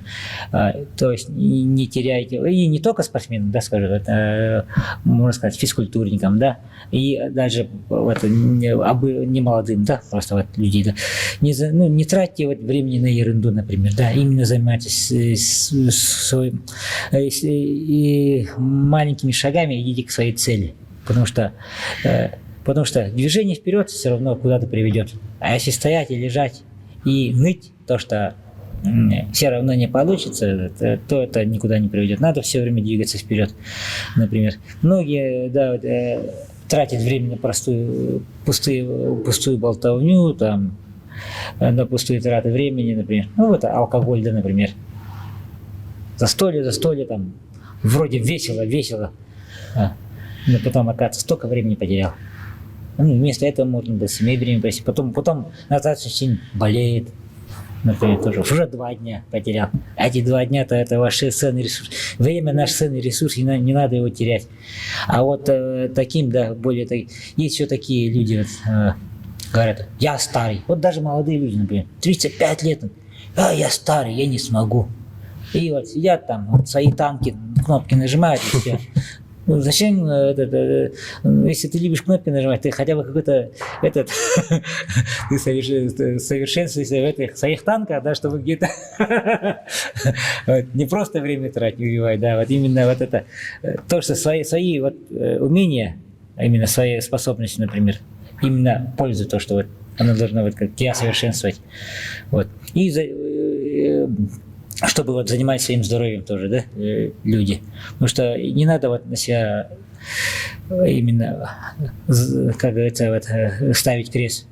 Вы все с хорошим потенциалом люди, вот, хорошим потенциалом.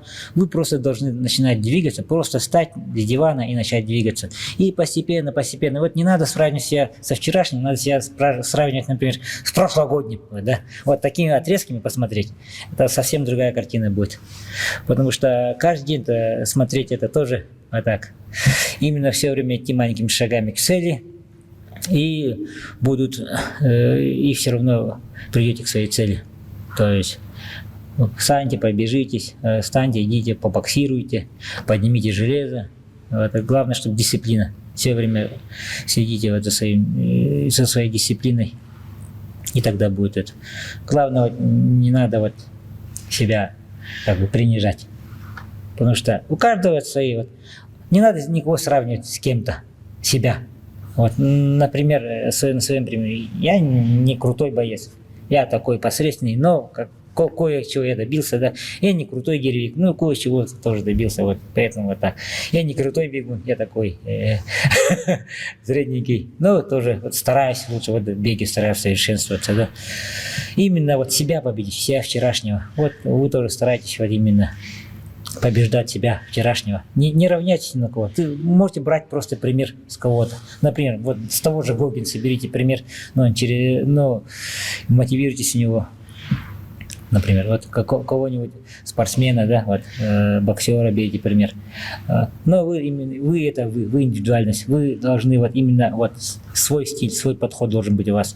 Именно сами должны вот улучшать себя. И спустя некоторое время вы оглянетесь назад, и вы увидите, что вы делали вот большой шаг вперед. И уже вас не будет остановить. Так. Спасибо большое, за подкаст. Вообще получилось мотивационно, интересно. Спасибо большое. Надеюсь, люди воспрянут и начнут заниматься. Да, конечно. Люди, занимайтесь спортом. Да. Приходите в гимназию. Физкультура и спорт массы. Все, спасибо. Спасибо большое.